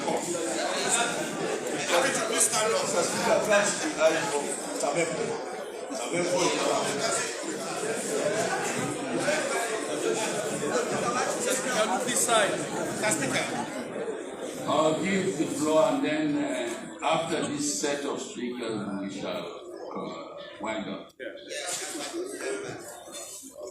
We need the voice of a paramount chief to start with, followed by the Honorable Kaisamba.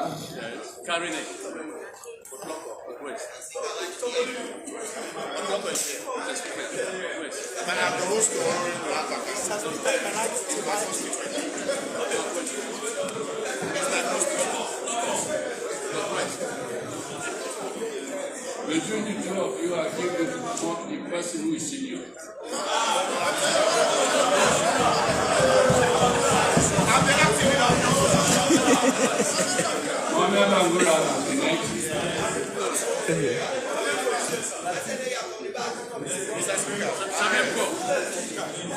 I don't have anybody from APC, so you will be next.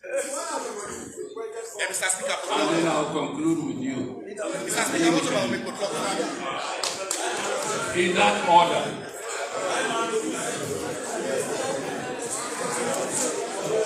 Thank you, Mr. Speaker.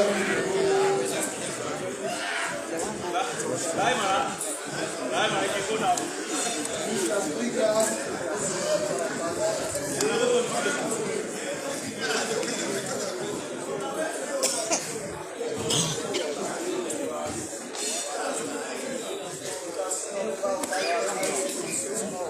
Mr. Speaker, sir, thank you very much for giving me the opportunity to participate in this debate. Mr. Speaker,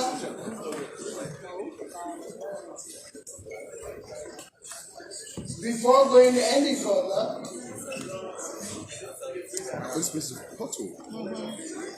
I wish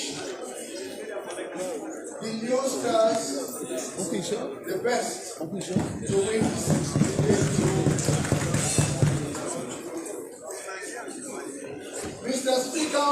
members of parliament, distinguished guests,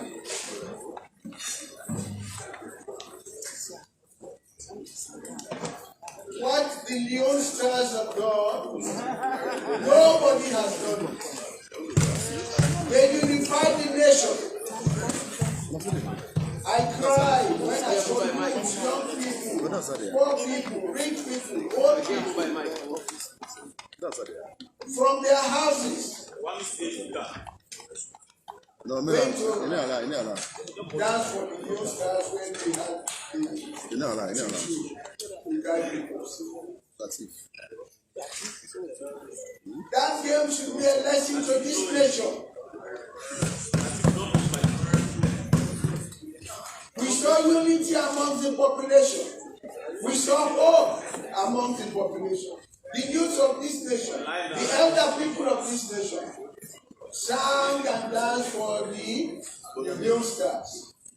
I wish in our politics, in our deliberations, in our decisions, we should have that type of unanimity.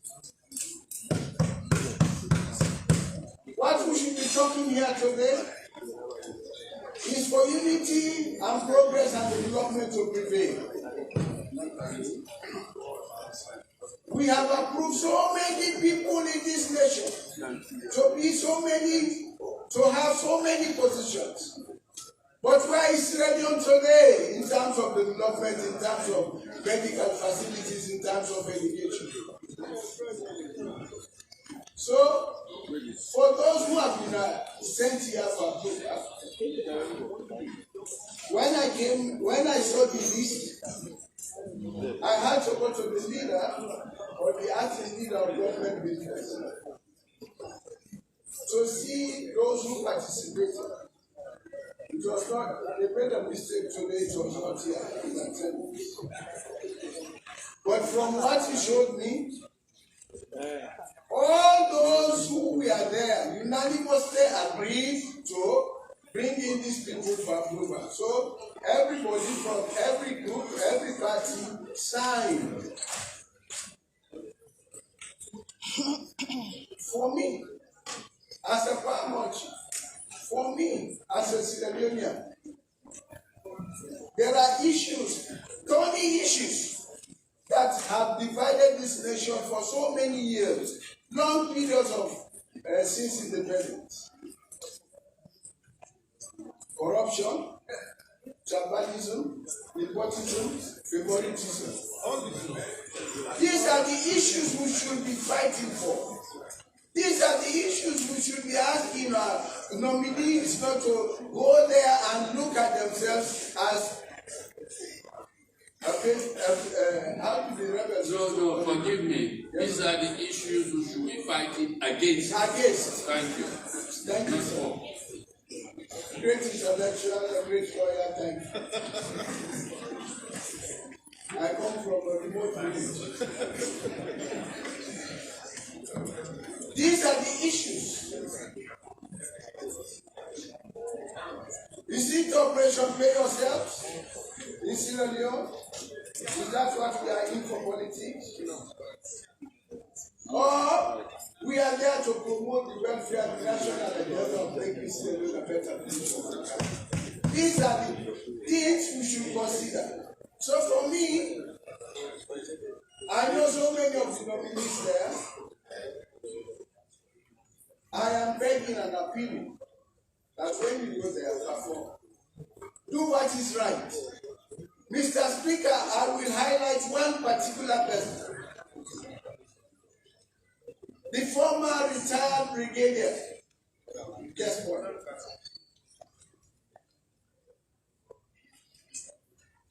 We fought together the war in Kono.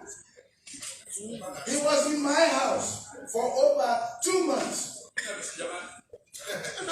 We slept together, ate together, planned together, and went to clear the bridge. I was with uniform, finished the uniform. And I told him, and the then step up brigade commander Colonel Johnny, that today we will remove those rebels from that bridge. I said they will not sleep there today. At Colonel Wale, Egolta, we are Egolta. I said I will be the first to stand in front of all the soldiers. But today, that bridge will be moved. And we'll take that bridge again. Away from the rebels. And at that time, it was the true Burkina base. Mr. Speaker, when we got them, we took them to Masindi. I cannot describe the type of human beings those people were. Sorry, my lady, the lady from here, or the honorable from Fofana. Their skin looked like Fofana skin. Colonel Jospaya was, yes, sir. So he has done it. He put up a massive military force. So I will say to him, he's my brother. We communicate very regularly. I communicate with him regularly. If I have problems, I will tell him. Because I have high respect for what he did for the people of Kyoto by taking over for not listening to us. So Mr. Speaker, I will sort of, because we want to, everybody here is looking to go and sit down and watch the game. And I will say, let us learn from the young people of Leon Star. Let us learn from the young people of this nation by accepting that Leon Star is the team of Sierra Leone. And therefore, this parliament is the parliament of Sierra Leone. Our government should be the government of Sierra Leone. Tribalism, sectionalism, regionalism, everything should come to an end. Let us promote Sierra Leone. Tribalism has no place to develop Sierra Leone. We should learn what has happened in Rwanda. Yes. So, Mr. Speaker, I will say to all of you, I come down to me and say, go and promote Sierra Leone. When it is right, it is right. When it is wrong, it is wrong. Martin Luther King said, it is always right to do the right thing at the right time. At all times. Not to say all the time, no time to do the right thing. He said, it is always right to do the right thing at all times. So I bow down and say thank you, I respect you, and what there are making you a better nation for mankind. Promote the welfare of this nation. Let us go with the national agenda of this nation. I thank you. I thank the Honorable Parliament for his contribution to make his life amendment indicated earlier before the Honorable Kaisamba Kampema and the protocol and seniority demand that I give the floor now to the Honorable Yes. I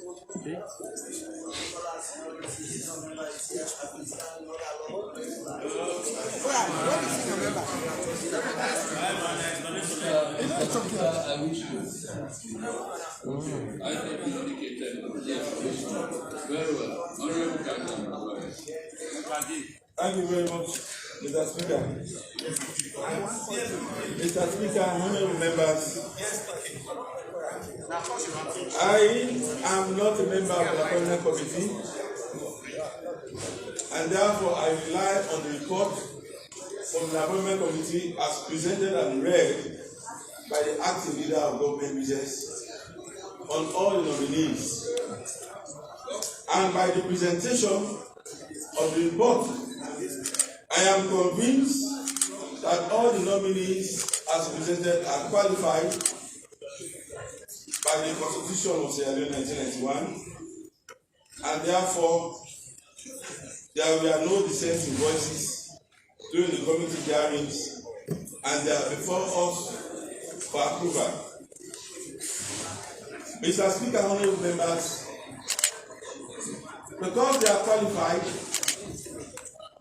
they must bear in mind that they will be going to various offices.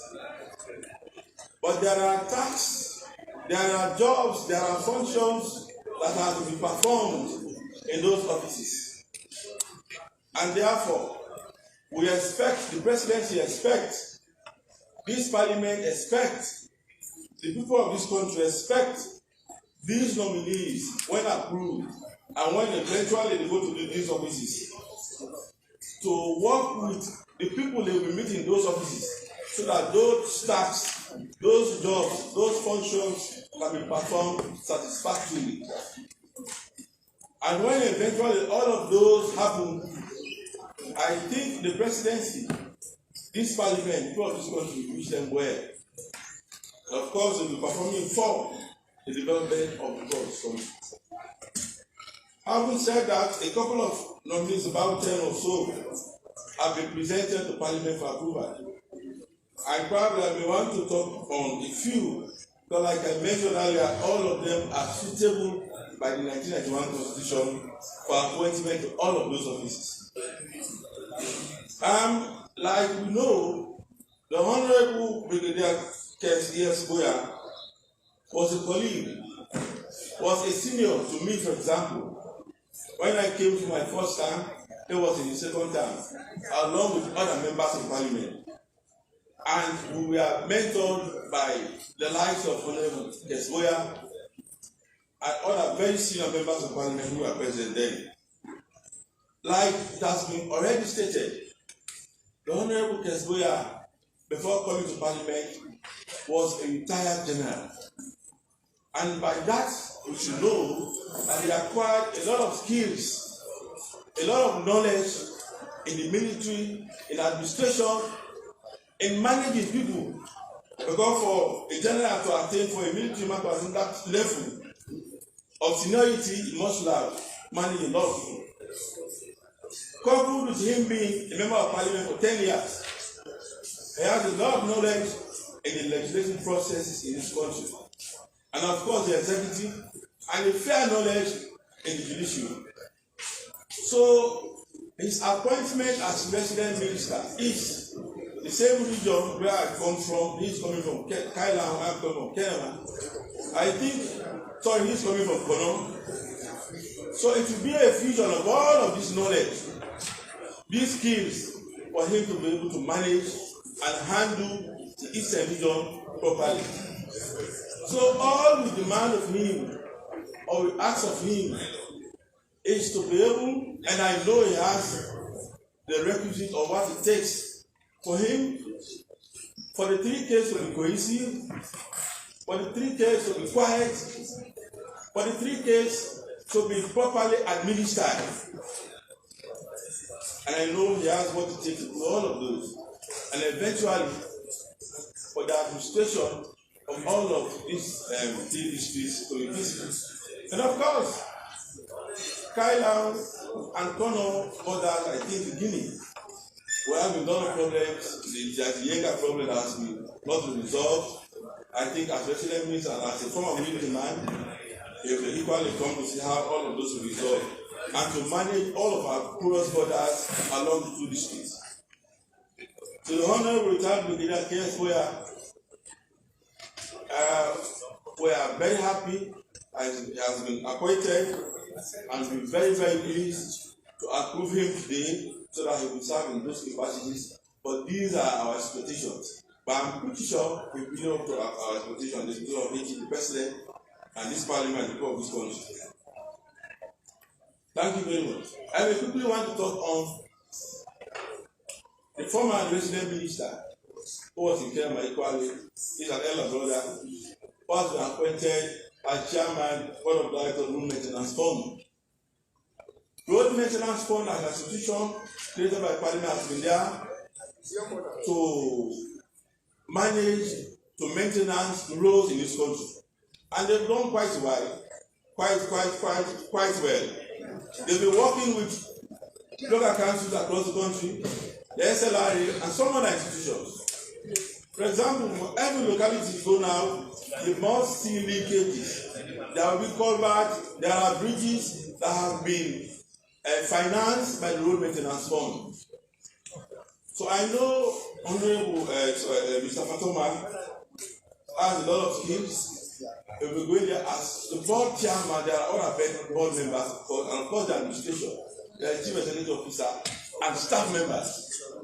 So I will endorse him on assuming that office so that he will go far, give the required policies and direction and vision to the road maintenance fund so that they will continue to function properly as we expect them, as by the law that created them, so that we'll be able to serve all the local councils and provide the requisite funds for those linkages to continue, those bridges, those culverts, and of course to work in concert with SLRA so that we have development vis-a-vis roads and the connection of roads.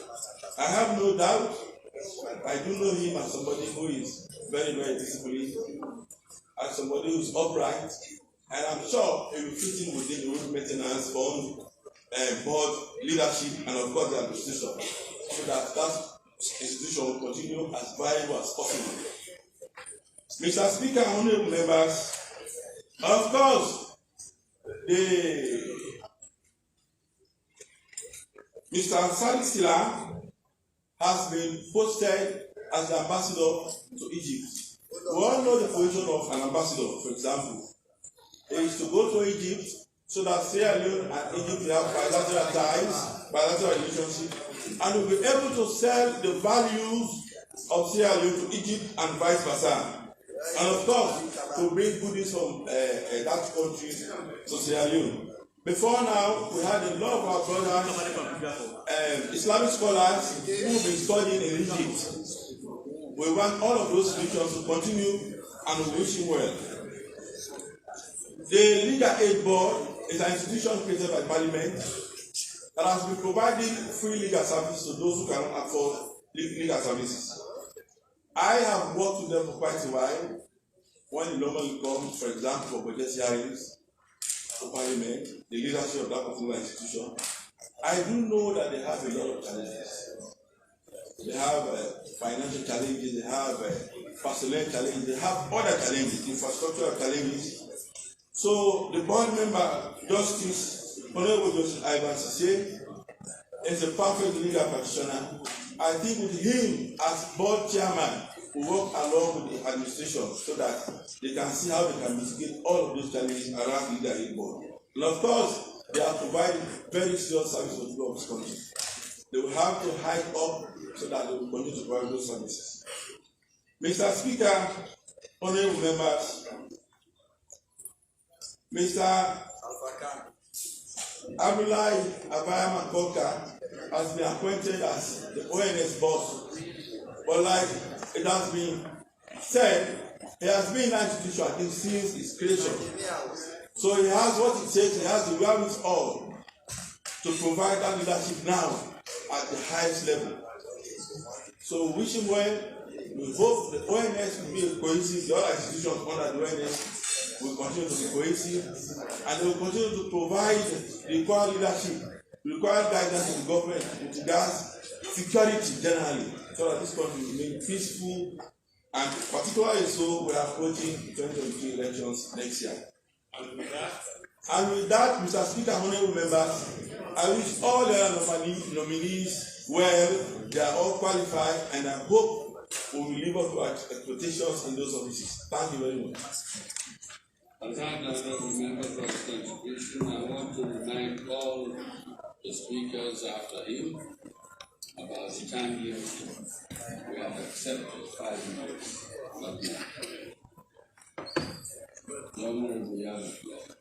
Thank you very much, Mr. Speaker. Mr. Speaker, permit me to lend my voice into this process as an honorable member. But before doing that, Mr. Speaker, I have this to say for colleagues, members of Parliament. Now today we are sitting here as MPs and as politicians, but tomorrow we will be going out as civilians. The liberty that you have now to say what you want to say about people, we do not have the liberty anymore. Let us be mindful. Let us be mindful that in life, there is what you call human relation. Human relation. Regardless where you find yourself. I could remember, Mr. Speaker, when I came to this well for approval, there was one particular MP, a current sitting MP, who said bad things about me. On which side? No, I'm not going to name names. I'm not going to name names. But after the sitting, 2 days after that, he came back to me and said, my brother, I was sorry for what I said about you.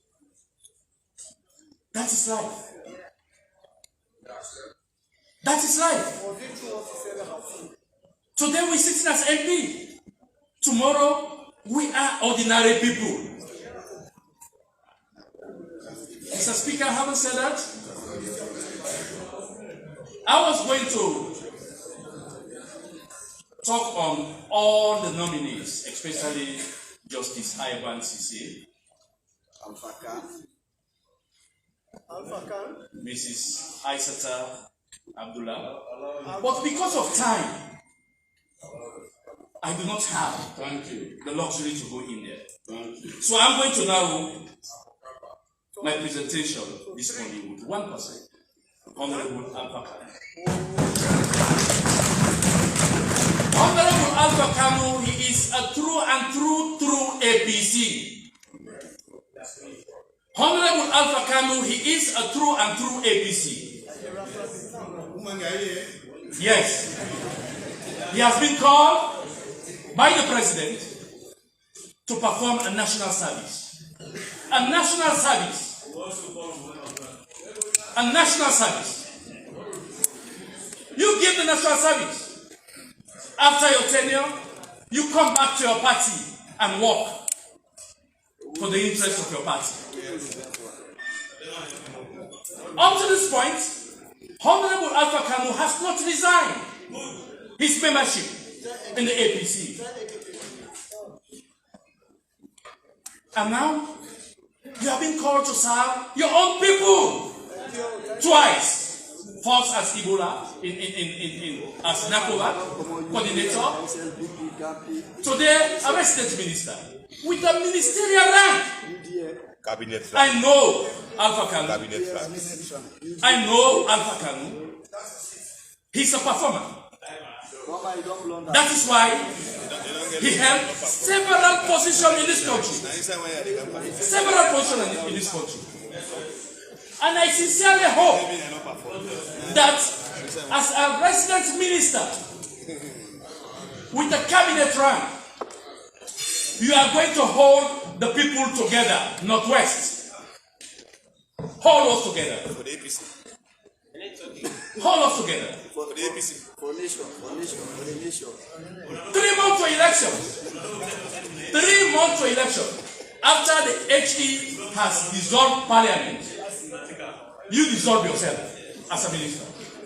Come back to the All People's Congress. I'll say this. I was a fierce critic of President Bill. The speaker can attest. Himself and me, we used to share podium together. SLBC. We used to share podium together. And today, he is the president of this country. And I'm saying this. I am not ashamed to say that. And I'm proudly going to say that. To say, the president, he is my friend. Does that make me SLPP? Does that make me SLPP? So you being a minister from Northwest will not make you SLPP. You are going there to serve your people and come back to your party. A lot of people, Honorable Alpha Kanu, they have a misgiving for your appointment. They have misgiven for your appointment, but don't mind them. Don't mind them. Go in there and serve. Go in there and serve. Especially so when you have served in senior cabinet position in this country. Senior. Because as ministers, you have what you call grade A ministries. Grade A ministries. In which you have served. In which you have served. Speaker knows what I'm talking about. So that ministry, Northwest, is a junior ministry. But you have the love, the heart for your people. And you have the love as a nationalist.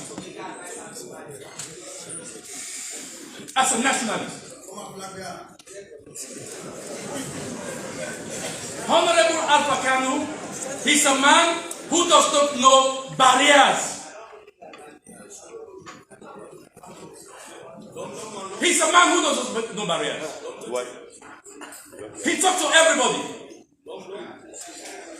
So why his appointment has to create problem in the minds of some people? Why? Why? Alaji, I'll end with this advice. I'll end with this advice. That this is not the first time you've been in a similar position. And it will not be the last. You go in there, serve your country, have one thing in mind, that you have your APC party membership card. And that 3 months to election, Alaji, 3 months to election, AG the president will come to this well and dissolve parliament. That time, you dissolve yourself. Thank you.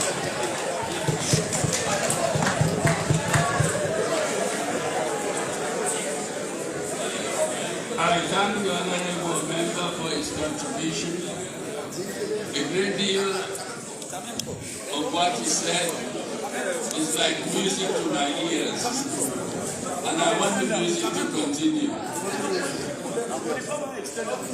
Therefore, I will recognize and give the floor to the honorable member from Budloko Central. Thank you very much, Mr. Speaker. Because I'm the honorable the most honorable for Dr. Alhaj Alpha Kanu. Because Honorable Dr. Alpha Kanu is my cousin. And I will tell you that Honorable Alpha Kanu is somebody who I know that is a top performer. You see, since 2018, when the government came into power, the SLPP government, they've been unable to deliver for the people of Spain. But the president, with his wisdom, decided to loan a player from the All People's Congress. And today, my own brother is going to serve as the resident minister in Northwest. Kotafa, you said you are going to play the number 11 flank. I have no doubt. Please, just make sure they don't injure you. You have to come and play for us. Please. Budloko, we do have a lot of products. Like the speaker himself is one from Budloko. Now check his birth certificate. He's from Budloko. You see, the APC is right. And Budloko by birth and carried there by legislation.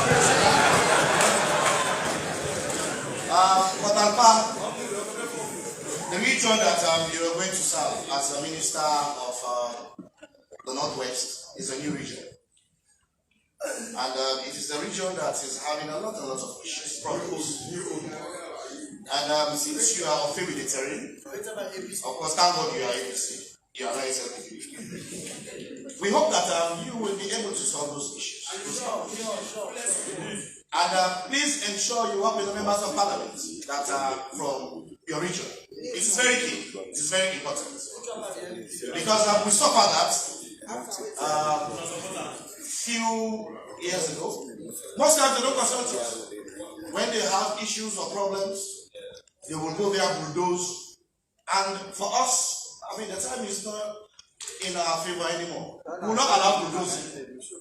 So it's good you're there to help solve issues amicably. Let me generalize my other submission to all the nominees. You see people in the gallery, they are here to accompany you. Please don't let them down. Go there and perform in your respective offices. You are not going there to represent SLPP. You are there to serve Sierra Leone. I mean, you are not the first person that is going to occupy that office. There were people before you, and some of them were sacked because of incompetence. I'm admonishing you that I'm the president who has the power to hire and fire. If you cannot perform, the president will fire you and will approve someone else. So please make sure your doors are always open. For us members of parliament, we are the servants of the people. There are times we will go to you people to lobby for our own constituents. Because this is Sierra Leone. We are all Sierra Leoneans. Mr. Speaker, honorable members, let me thank you very much for giving me this opportunity. Good. I thank the honorable member for his contribution, and I recognize the honorable member from Cambia.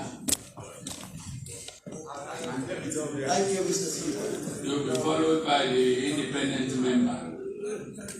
Mr. Speaker, honorable members, I'm glad for this opportunity given to me to thank the President, His Excellency Julius Madabio, for these nominees he has given us.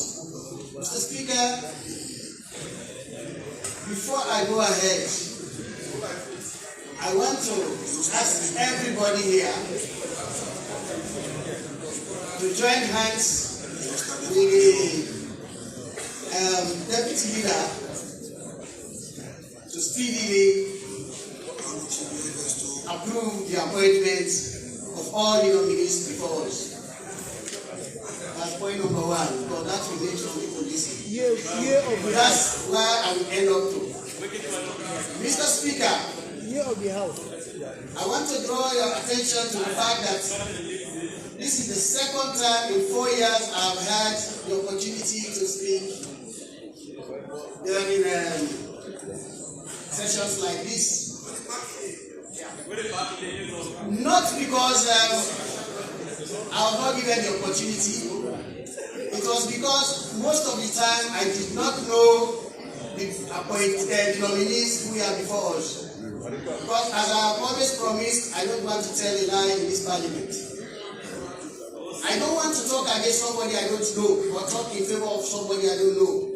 Because if that person does not perform, I mean, it will sum up to me being part of that problem.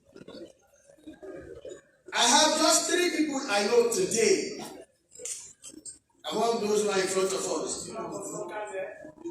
Miss Aissatou Moses, Mrs. Aissatou Abdullahi, and the Honorable Afakan. I know these 3 people personally. I have had discussions with them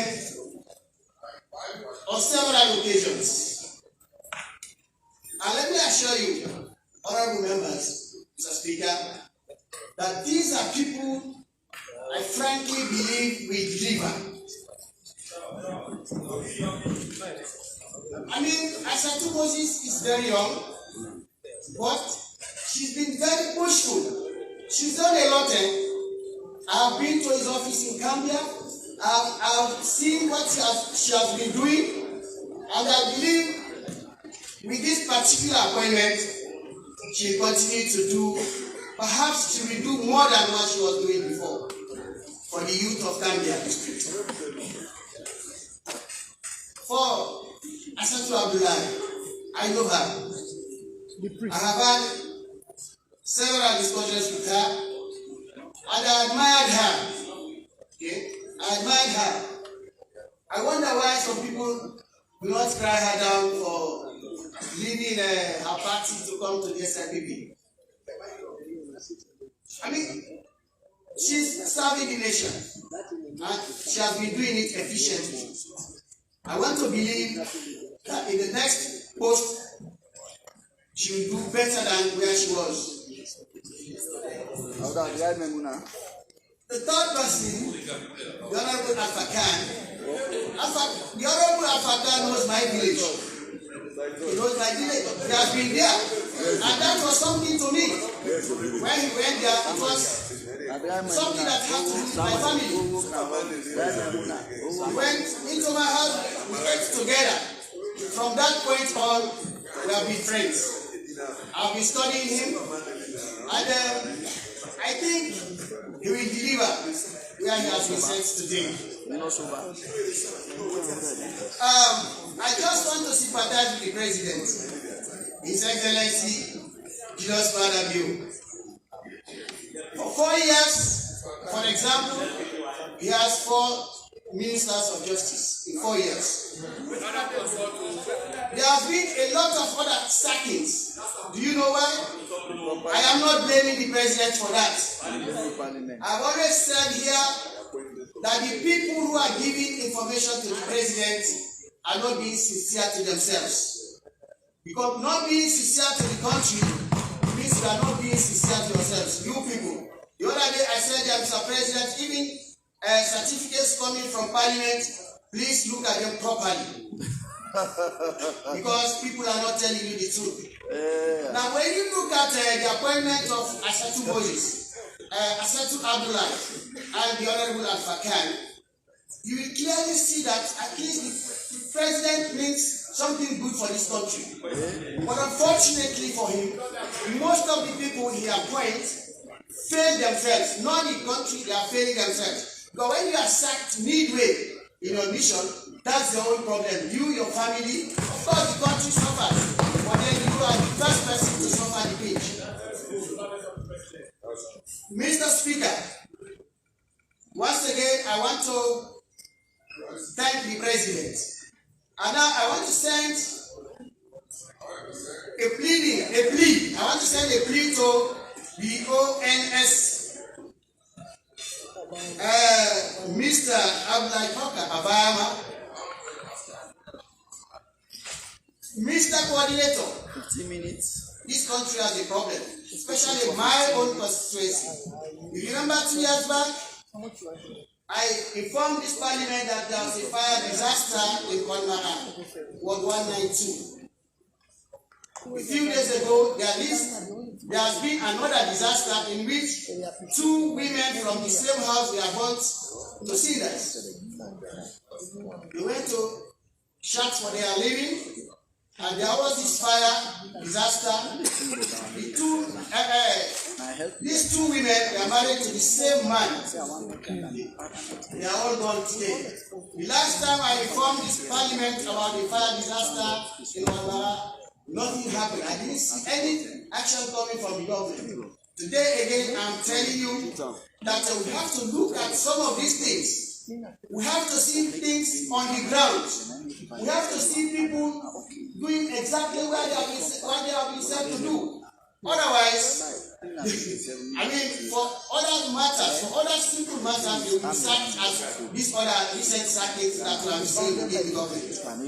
Mr. Speaker, honorable members, I want to plead with my colleagues in this chamber to speedily approve the appointment of these people. But I believe that if these 3 people I know are people who will perform. All the others will also be people who will perform well. I will not condemn them because I don't know them. But because of these others that I know, I frankly believe that all the others are competent people and they will deliver for this country. Thank you.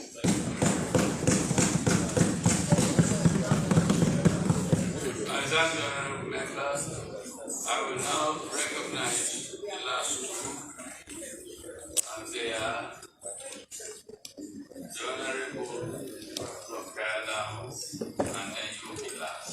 Honorable from Kailamu again, independent member. Thank you, Mr. Speaker.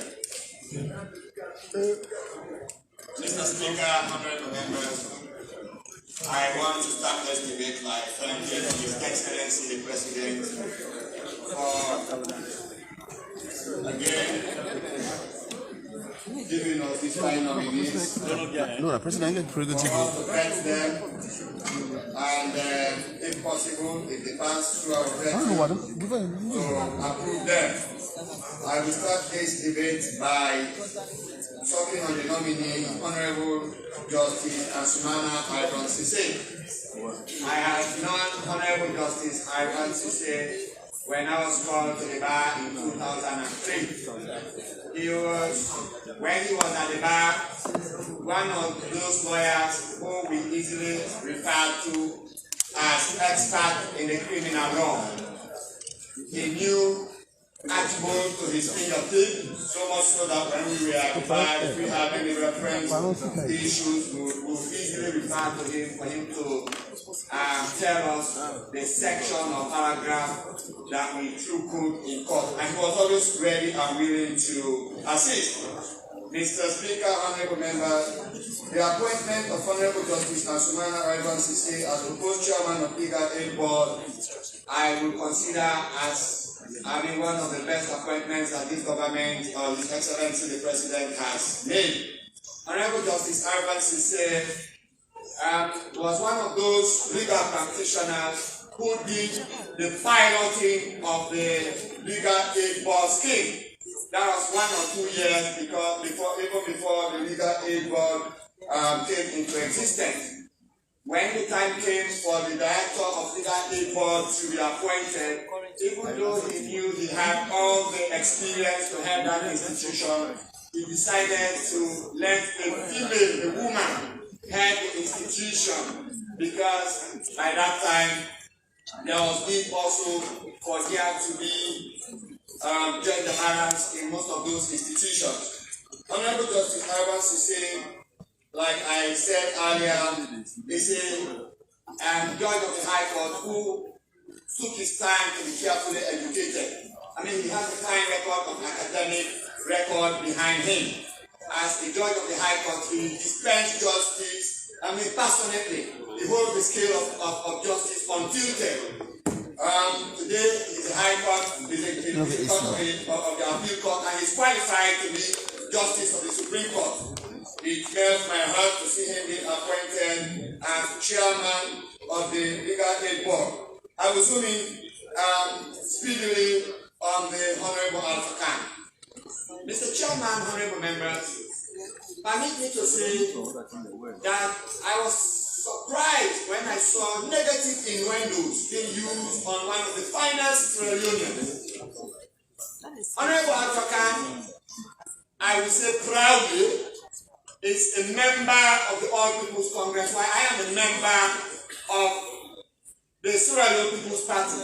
But that does not take away the fact that he's one of the finest Sierra Leoneans that we heard. Does it? Mr. Speaker, honorable members, His Excellency the President was elected as president under the symbol of the Sierra Leone People's Party.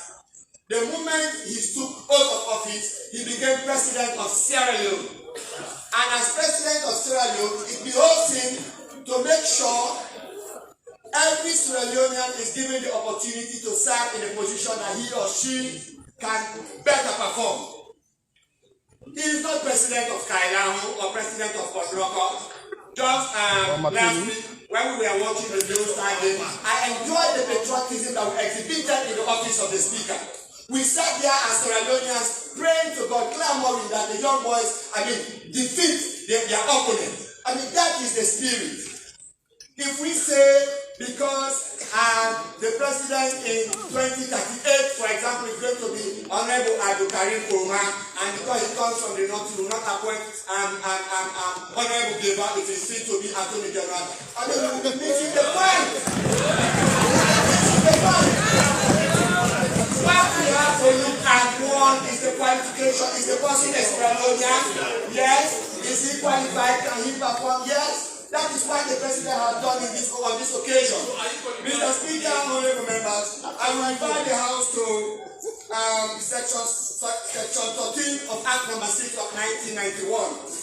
I will read section 13, section 13, paragraph B. It says, every citizen shall cultivate a sense of nationalism and patriotism, so that loyalty to the state shall override sectional, ethnic, tribal, or other loyalties. What Honorable African has done is patriotism. Those of us that follow international politics, we know that the late Colin Powell was a Republican, but he decided to support Democrats on one occasion on principle basis. That is politics. If you know the ideologies and the principles of this particular institution, it's right, they are getting it right, what stops you from actually lending your hands? Lending your hands. Make no mistake, Honorable Afaka is one of the best orators that I admire in Sierra Leone. Like our speaker, he has a fine grip on the Queen's language, on English language. No wonder he stands out as one of the finest in Sierra Leone. When he debates, everybody wants to listen.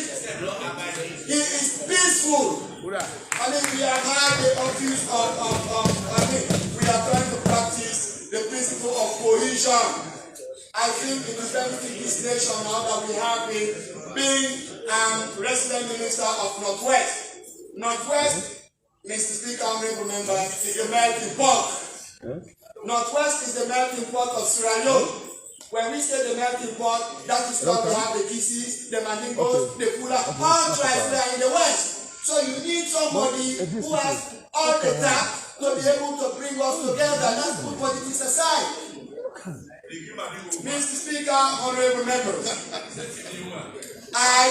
we crave your indulgence when our nominees come here for us to avoid using innuendos, for us to avoid using words that we dampen their spirit, like my brother, honorable from Gambia said. The opportunity we have here, the immunities we have here will not last with us forever. If we stand here and use words that we ought not use, that are not so much of us, when we live here, honestly, we will not have the temerity to look at those people in their faces. It's just a plea. Honorable African has earned his reputation, has worked for his integrity. He's nearly coming to do national service. Does the acceptance to perform national service incriminate one? Does it make him a criminal? I beseech you, colleagues, I beseech you. Let us approve him and give him our support. So much so that when he goes there and perform, it will be a goal for all of us Sierra Leoneans, because we here in Parliament, we are the microcosm of the nation.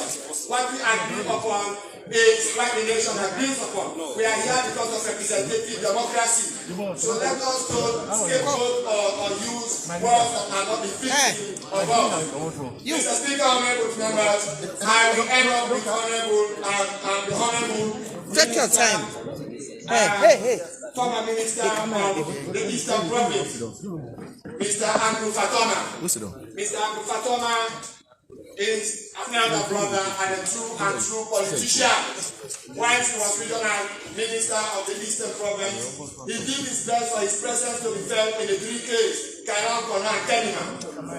And he was able to bring us together and to ensure that as an institution, though not yet in that institution, we see very good results. Today you've been appointed and been given another mantle. We believe and we have no doubt that when you take that new responsibility, you are going to discharge on it. You are going to prove us right. So Mrs. Magusu Masakoi, it is said, God blesses those who wait. You are a strong woman.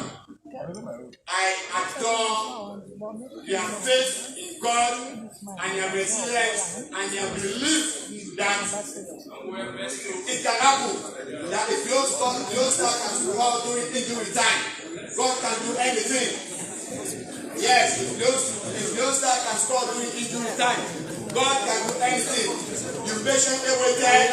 You are a woman that I admire a lot, a woman full of integrity, a virtuous woman. I have no doubt that with your presence, you yourself being an academic, yourself being an educationist, being appointed as deputy minister in the Ministry of Education, I have no doubt that you are going to add value to that ministry. You are going to aid the minister to perform and to perform for his already performing.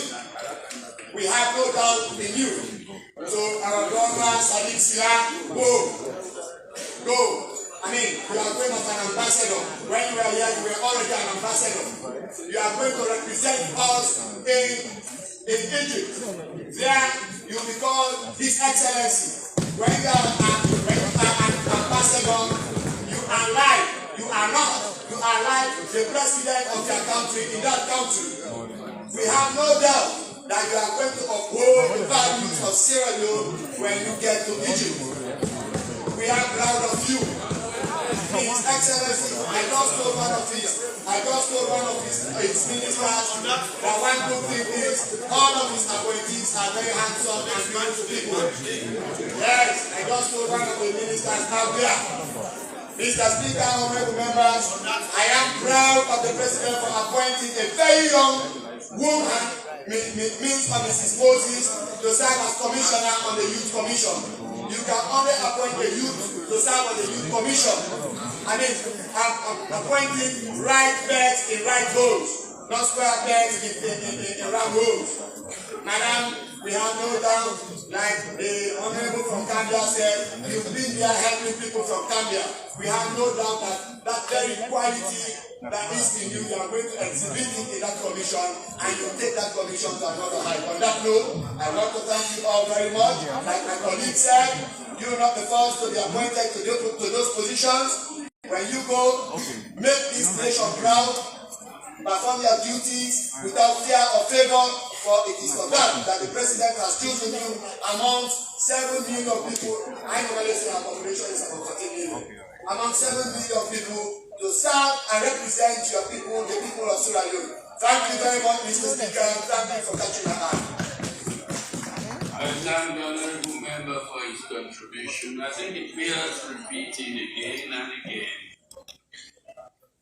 that Section 99 of the Constitution does confer immunity on everything that is said in this House on members of Parliament.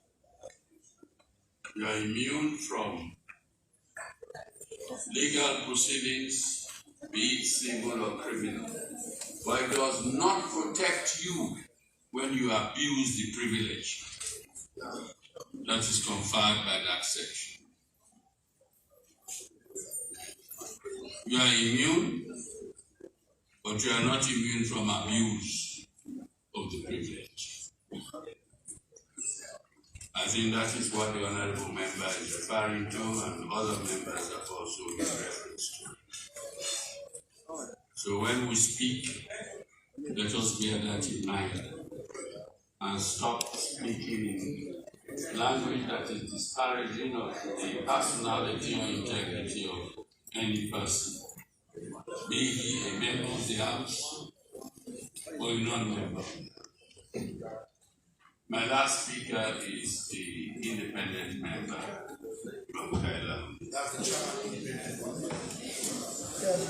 Thank you very much, Mr. Speaker. And at this point, I want to thank you for choosing me as one of the people to wrap up this debate.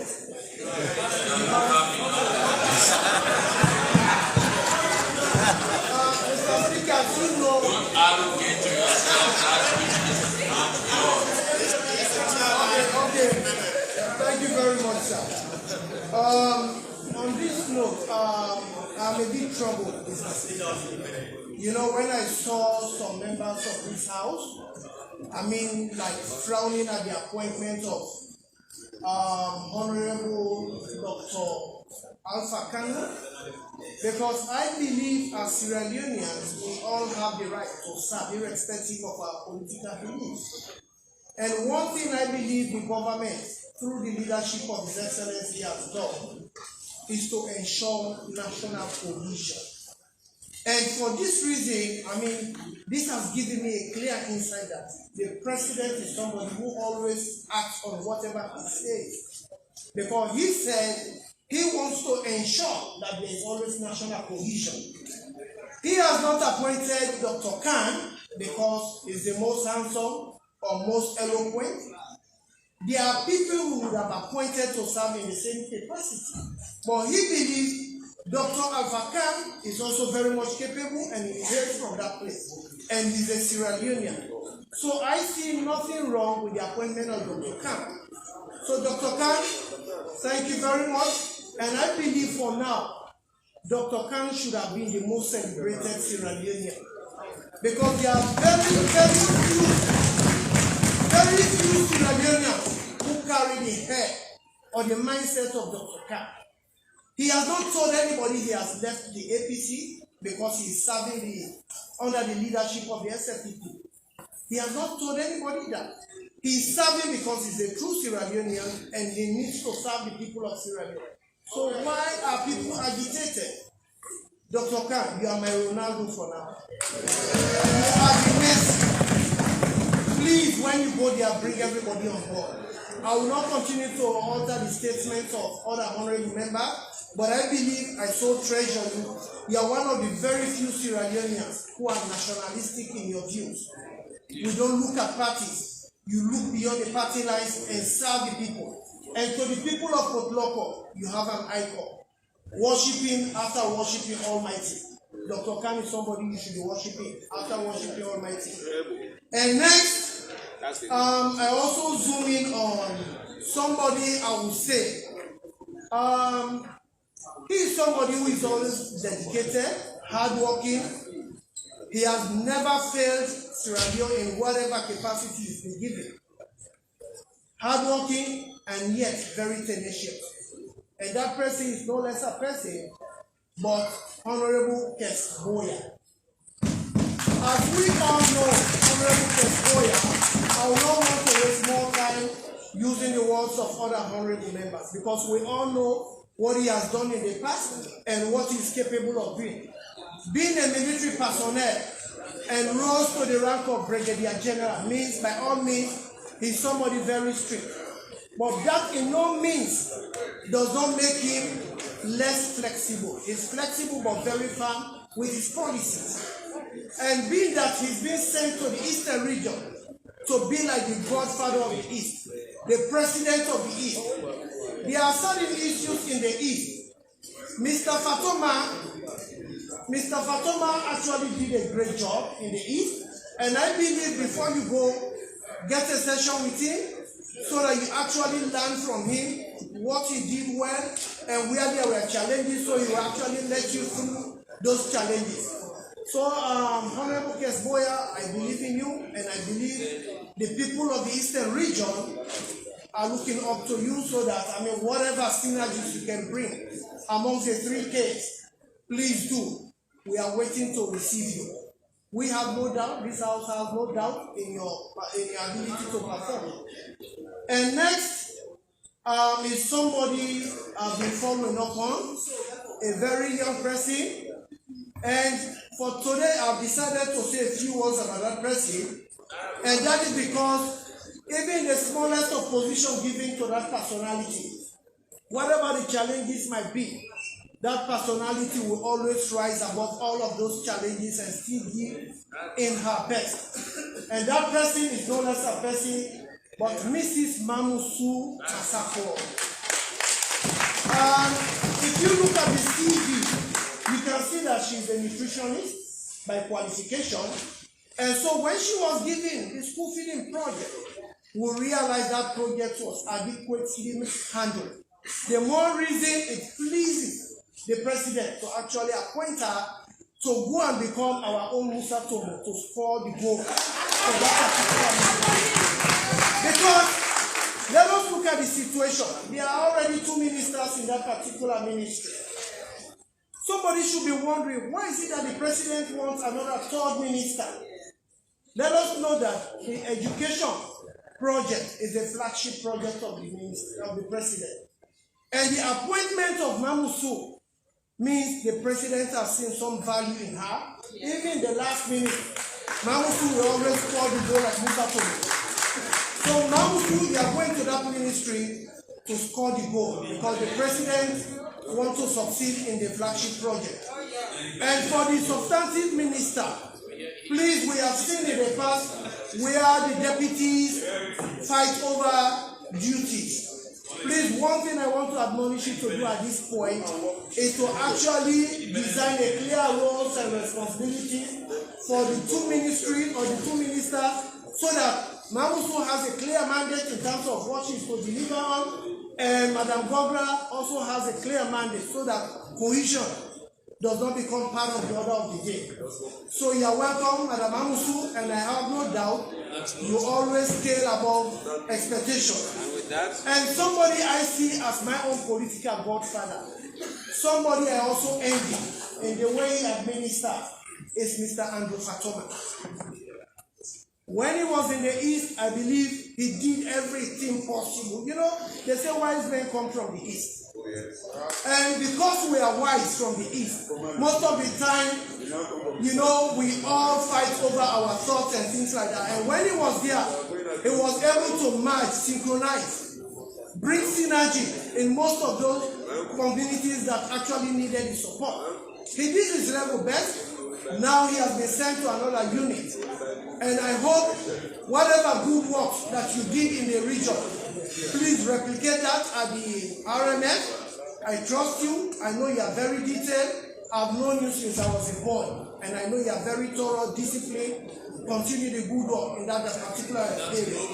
And finally, before I put the curtain down, there is somebody who has been nominated to serve as the national coordinator of ONS.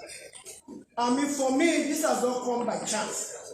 Because ever since we are born, even during the war, there was one person who actually formed the vigilante in the area to fight against the rebels. Even when he was in the university, he was the defense task force minister. Are you one of them? He also fought against, you know, so he had this military background. So the fact that he works with the national ONS is no surprise to me. And even my community is disaster prone. Whenever there are situations, the moment you call upon him, Mr. Polka, he will always respond adequately and in time. So I have no doubt that he's been nominated to serve in this position on substantive basis. Mr. Polka, fly the banner high, and I respect you very much. And as for Mr. Sadiq, I have no doubt that he's like somebody coming to the chamber the second time. It's like a judge visiting his chamber the second time. You've been here before, and we are here again. We are representing the government in Egypt, which means we are going to be the president for Sierra Leone and Egypt. I have no doubt, I've known you since childhood. I have no doubt in your ability to perform. Please perform. And for whenever we go visiting, please welcome us. Yeah, welcome us. Go in search of investors, bring investors as you can. do everything possible to attract investors to your country. We still need help as a country. And so on that note, I will really not spend much time because we have limited time now. People are waiting. But my word of caution to everybody, please, they have nominated and we have approved over 500 nominees in this house. But most of the time, when once people take up office, they forget about their mandates. They look up to themselves, they dress themselves in borrowed robes, they avoid doing what they should be doing. Please, when once you go into those offices, be nationalistic in your views, accept anybody who comes requesting for your attention. And with that, don't look at us in your camera. And finally, on that note, I want to recognize the ambassador from Turkey, Ambassador Mohammed Kaisamba, who is here with us. And on that note, I rest my case. I'll get my job.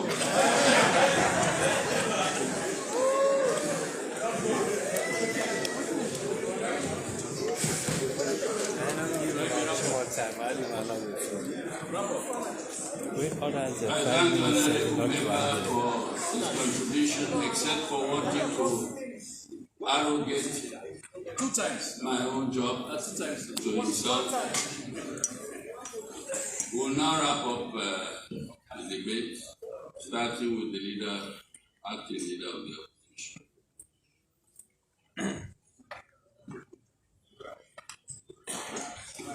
Thank you very much, Mr. Speaker.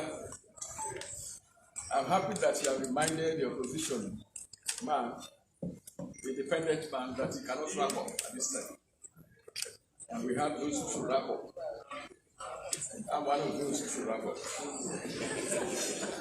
Mr. Speaker, there was a lot of uproar on social media a few days ago about the appointment of Mr. Alpha Kalu to the position of Resident Minister Northwest. At first, I did not see it as any major issue, simply because I just saw it as a simple appointment. But I want it to be said, Mr. Speaker, that whatever position our side has taken is not tainted with any grudge. It is our business to make certain statements known. And some of my MPs did make those statements. And I don't think it was an attempt by anybody to look down for Mr. Alpha Kalu. In fact, Mr. Speaker, I mentored Mr. Alpha Kalu, and he will concede to that as he sits there. And I have good reason to be proud that he has been given this position. But we also want to assure those people who over-celebrated over his appointment that we have more than 20 Alpha Kalus in the APC. Mr. Alpha Kalu is not available now to perform any duty. There are other people who can perform the same duty. But Mr. Speaker, may I state that nobody on our side has suggested that Mr. Alpha Kalu has abandoned the APC. We did not say so. Nobody has said so. But we also maintain an open mind on this issue. That's why a democratic society, whoever takes a position that he believes in, let him go ahead and take that position. If he runs into difficulty, that is his own responsibility. But I'm very certain that we here on this side have taken an objective position on the issue of Mr. Alpha Kalu. I do not hate him, not like him. And like I said, I mentor him. Mr. Speaker, quite a number of people have been nominated by the President. And you know, the President has demonstrated to us that he wants to create a scenario that will bring everybody on board. And this explains why quite a number of people have been appointed in very important positions. When I look at the case of Chris Boyle, a great friend of mine, with whom we shared a very common friend, though late now, Mr. Frank Sowa. and we discussed issues of national importance. And may I state, Mr. Speaker, that Mr. Kespoya is a patriot. He loves this country. And we would always recognize the fact that he has demonstrated love for this country. When we were here in Parliament, he demonstrated a sense of friendship. We all were friends. Even though we were ABC and he was SFDP, but he was a friend. And that friendship continued to last. Like my chief whip said, they were very close, he and Mr. Kespoya. And he made no secret of it, that friendship will not be allowed to fizzle out. So to us, it's important that that position is taken seriously. But on a personal note, Mr. Kespoya, Colonel Kespoya, also was a great friend of my late brother, who was the great goalkeeper of this country, Sierra Leone. And because of that friendship, I also respected him for the kind of relationship which he extended to me. So, Mr. Speaker, Mr. Kespoya is one man who we should always respect. We on this side will always respect him because he has always performed the duty of a patriot, for which we continue to respect him. Mr. Speaker, a good number of people were also appointed to very important positions. Justice Ivan Sise, a man who made himself a self-made man, and who is highly respected by society itself. Not only by all the members of the jury, lawyers, but members of society. He is seen as a well-placed man, a man who made himself, for which we also will congratulate him. Mr. Speaker, Sadiq Sina is my younger brother. Now, he is going to a new creation, the Embassy of Egypt. The Embassy of Egypt had fizzled away years back, but it has now been recreated, and he is going to be a very important ambassador to that very important position. So I will always tell him that I'm the chairman of the Committee on Foreign Affairs. If you need any help, come to us. We'll tell you what to do. Because it's important that we consider our young people. I told him that we have a good say in the foreign ministry, that after some time, we'll identify some of our people to visit the embassies. And when it suits me and the minister, we can identify some of our own people to visit you in Cairo. So like I said, Sadiq, you performed well. At one time, I was not very happy the way you ended up not being a minister anymore. But I was assured by some people in certain quarters that Sadiq Sina will come back. And indeed, you have come back. So, Mr. Speaker, honorable members, the important thing is that the president, like we keep on saying on this side, has quietly and very clearly identified some Sierra Leoneans whom he thinks are worthy of note and who can perform certain roles in society. A good number of people have already mentioned this is Mamusu Masakwe, an academic, somebody whom we think will play a major role. You are welcome to this very important position. I will also want to take into consideration Mr. Abdul Fatoma, to also note that even where the roads need some help, the maintenance of these roads will need some help. We hope that you will not forget some of our roads, because I already mentioned that some of our roads have collapsed in parts of our country. And we hope that you and SLRA will sit together, work out a strategy to make sure that we work towards this, the development of these roads. Mr. Speaker, members of Parliament, the National Security Coordinator, that's a very important position. And when these offices were created, Mr. Speaker, it was deliberate. And this is why we think that we should treat these offices very seriously. And we also want to take into consideration the very important appointment of Mr. Anthony Saki to the position of Commissioner of the Health Service. That is a very important point, and we hope that you speak that office very seriously. Now, I've already spoken about Haji Alpha Bakar Saki Khan. Without any emotions, your appointment reminded me of the period when Sheikh Astilis appointed Senator Sharif to the appointment of Minister of Finance. At that time, everybody saw Senator Sharif as the leader of the SNPP. Nobody thought that Senator Sharif would go to the APC with a 6-foot pole. But when we listened to the radio one night, it was announced that Mr. Senator Sharif was now the Minister of Finance for Sierra Leone. There was uproar all over the country. But the fact of the matter is, Mr. Kanu, the difference between you and Sanya is that you did not make wheelbarrow about it. We hope that you sit down quietly and think about it. And don't you expect, Mr. Kanu, that you be given such an important position without any wheelbarrow? That must be some shouting, of course, because you are a well-known person. Well, let us say one thing that is very, very clear. That when these positions are given to people, they are given to them for good reason. And I hope that when the time comes, all of us will sit together and find ways by which we can work as one united country. Mr. Speaker, thank you very much for giving me the opportunity.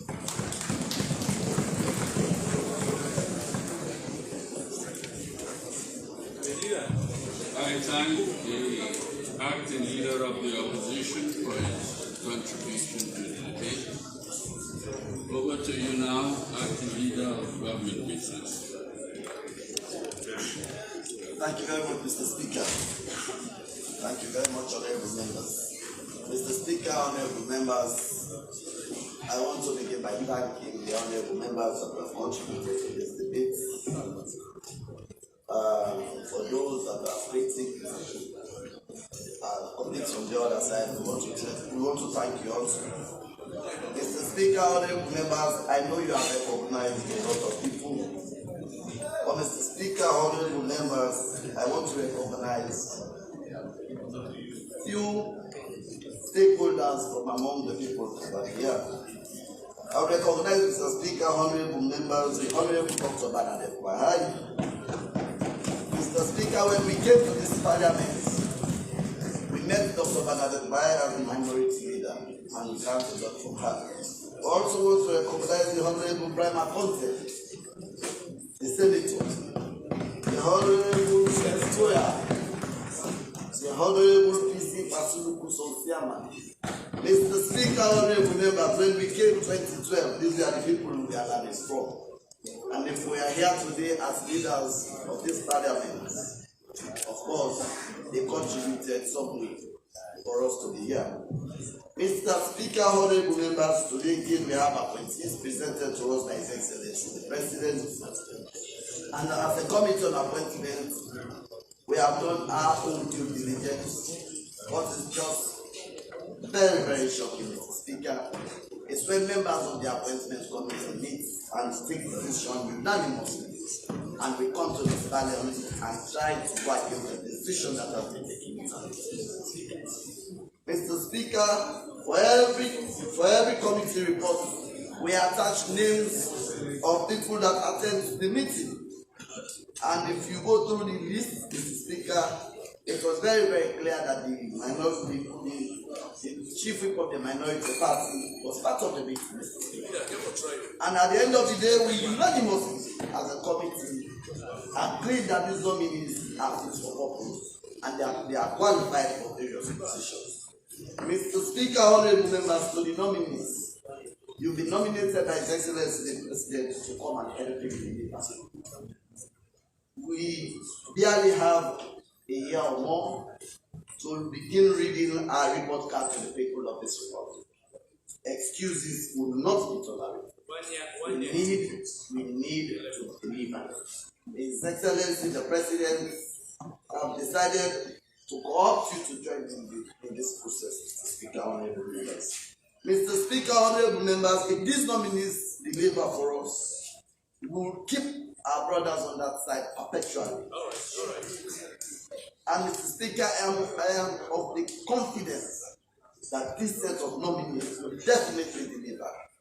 And our colleagues who are always criticizing will continue doing that. Mr. Speaker, when I said we should recognize these people, because when we are in this parliament, we are offering solutions to the problems, but they never listen. Today, look at we had the Mr. Speaker, honorable members. Mr. Speaker, honorable members, let me zoom in on a few of these nominees, Mr. Speaker.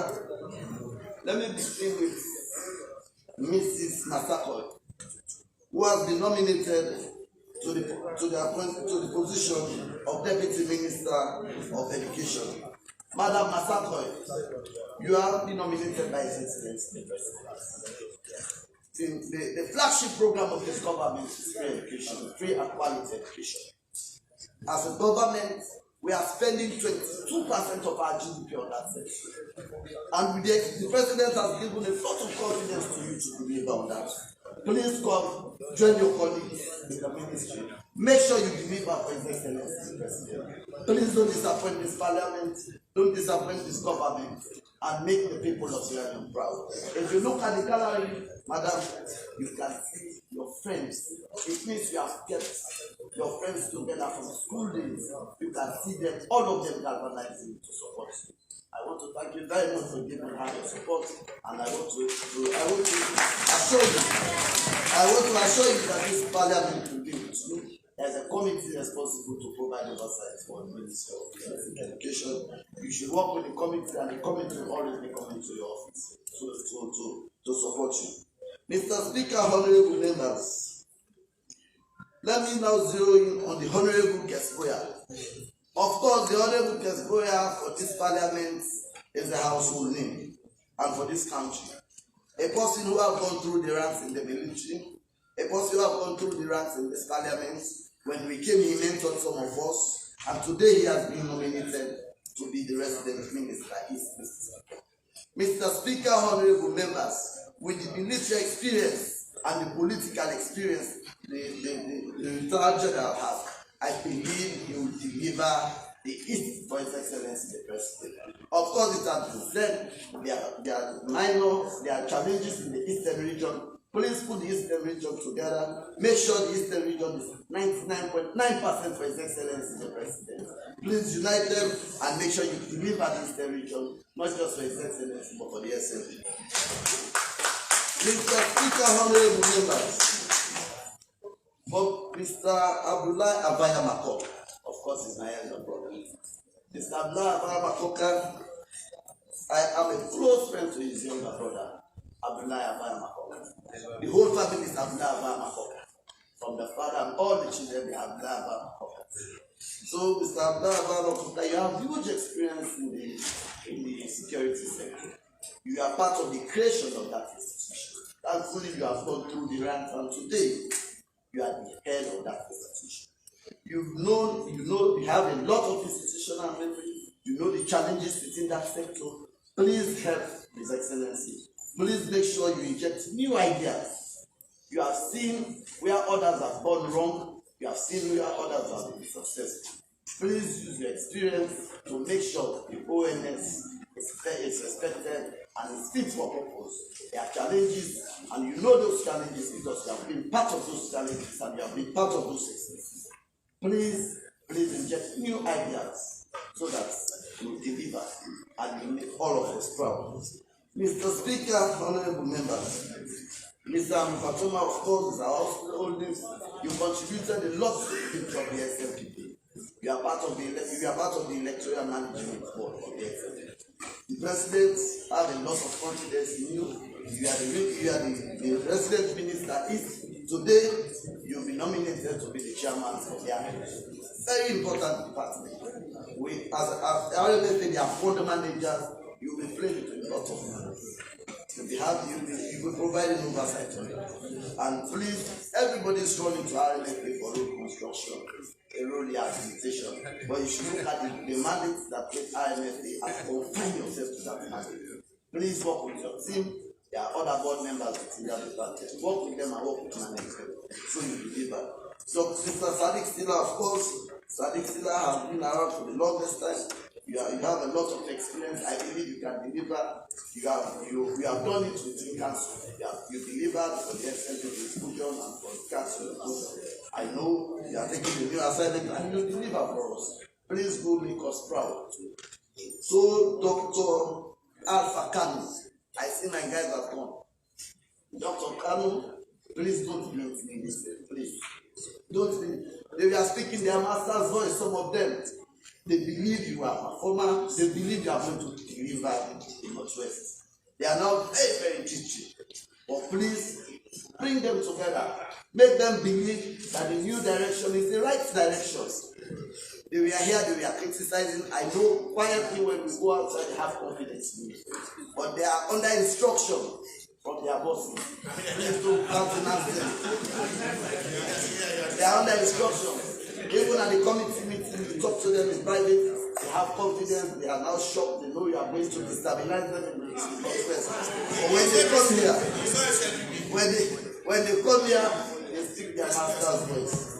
We believe in you, His Excellency believes in you. We are one of the strongest people of His Excellency. That's how liberal the president is. Even when people criticize him, when people critique him, he will bring the best people so that all of us deliver. Please deliver for His Excellency. Please make us proud. Forget about critics. They always criticize you. But please concentrate on the job, make His Excellency proud. Make this parliament proud, especially on this end. You see the level of support you are giving. All of us, we are all people, we are waiting to have please make us proud, forget about them, and please try to stabilize them. So 2023, a far good conclusion. Mr. Speaker, so Madam Aitata, of course, Madam Aitata is a very practical person. Even when we went for the interview, she had so much ideas. I had to caution her. I told her, you are a deputy. You will be working on the instructions. Madam, I know you are extremely very proactive. I know you want to deliver. I know you want to work overtime.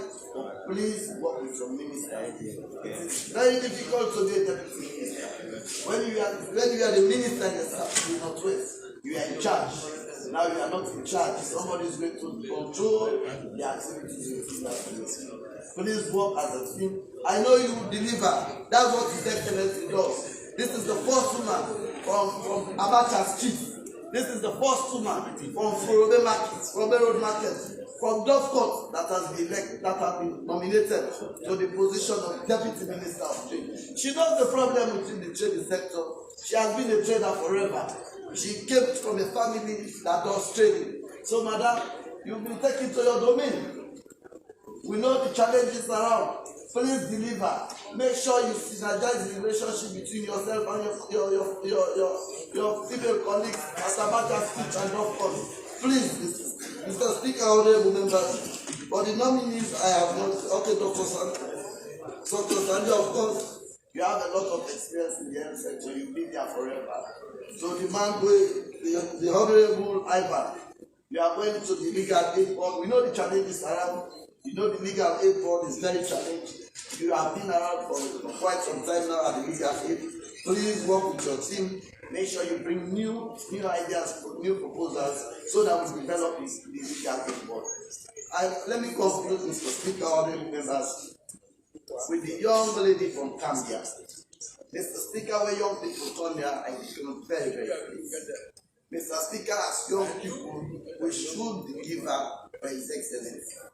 Mr. Speaker, we have a president that has not laid his life for the young people like the former president, but we have a president that believes in the young people. Because this is the first time we are having a young person like him as deputy leader. And we have the leader of government business below the age of 50.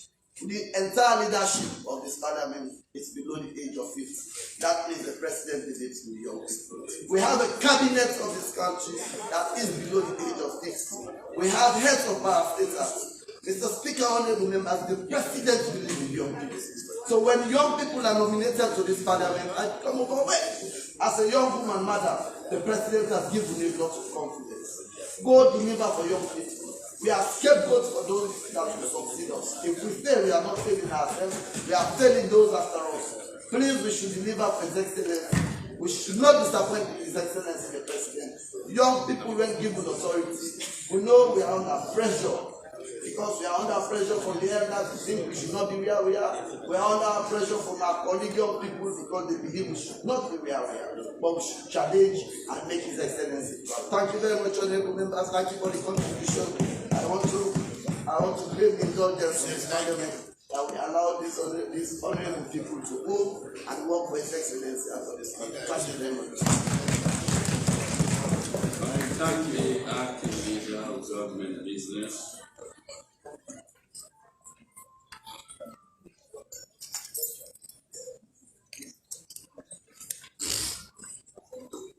Honorable members, the question is the fifth report of the fourth session of the Committee on Appointment and the Public Service be adopted by the House and that the recommendations contained therein be approved. All those in favor say aye. Aye. All against say nay. The ayes have it.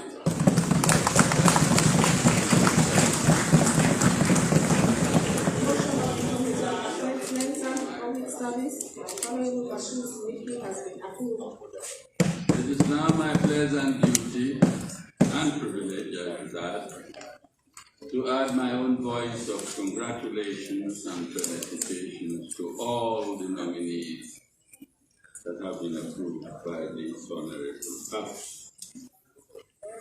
By a nomination, the President has signified the trust and confidence he has both in your capacity and your suitability to perform in the respective positions to which you have been appointed. By this approval today, this House is endorsing the President's trust and confidence in all that. On behalf of Parliament, therefore, we extend our congratulations and our very best wishes for your success in your respective positions. Good luck and God bless. We will now take leave of us. Thank you. Honorable members, I will stand the House down for 5 minutes, so we can come back for another 30 minutes to pass the bill. Just for 30 minutes, and then we can take it.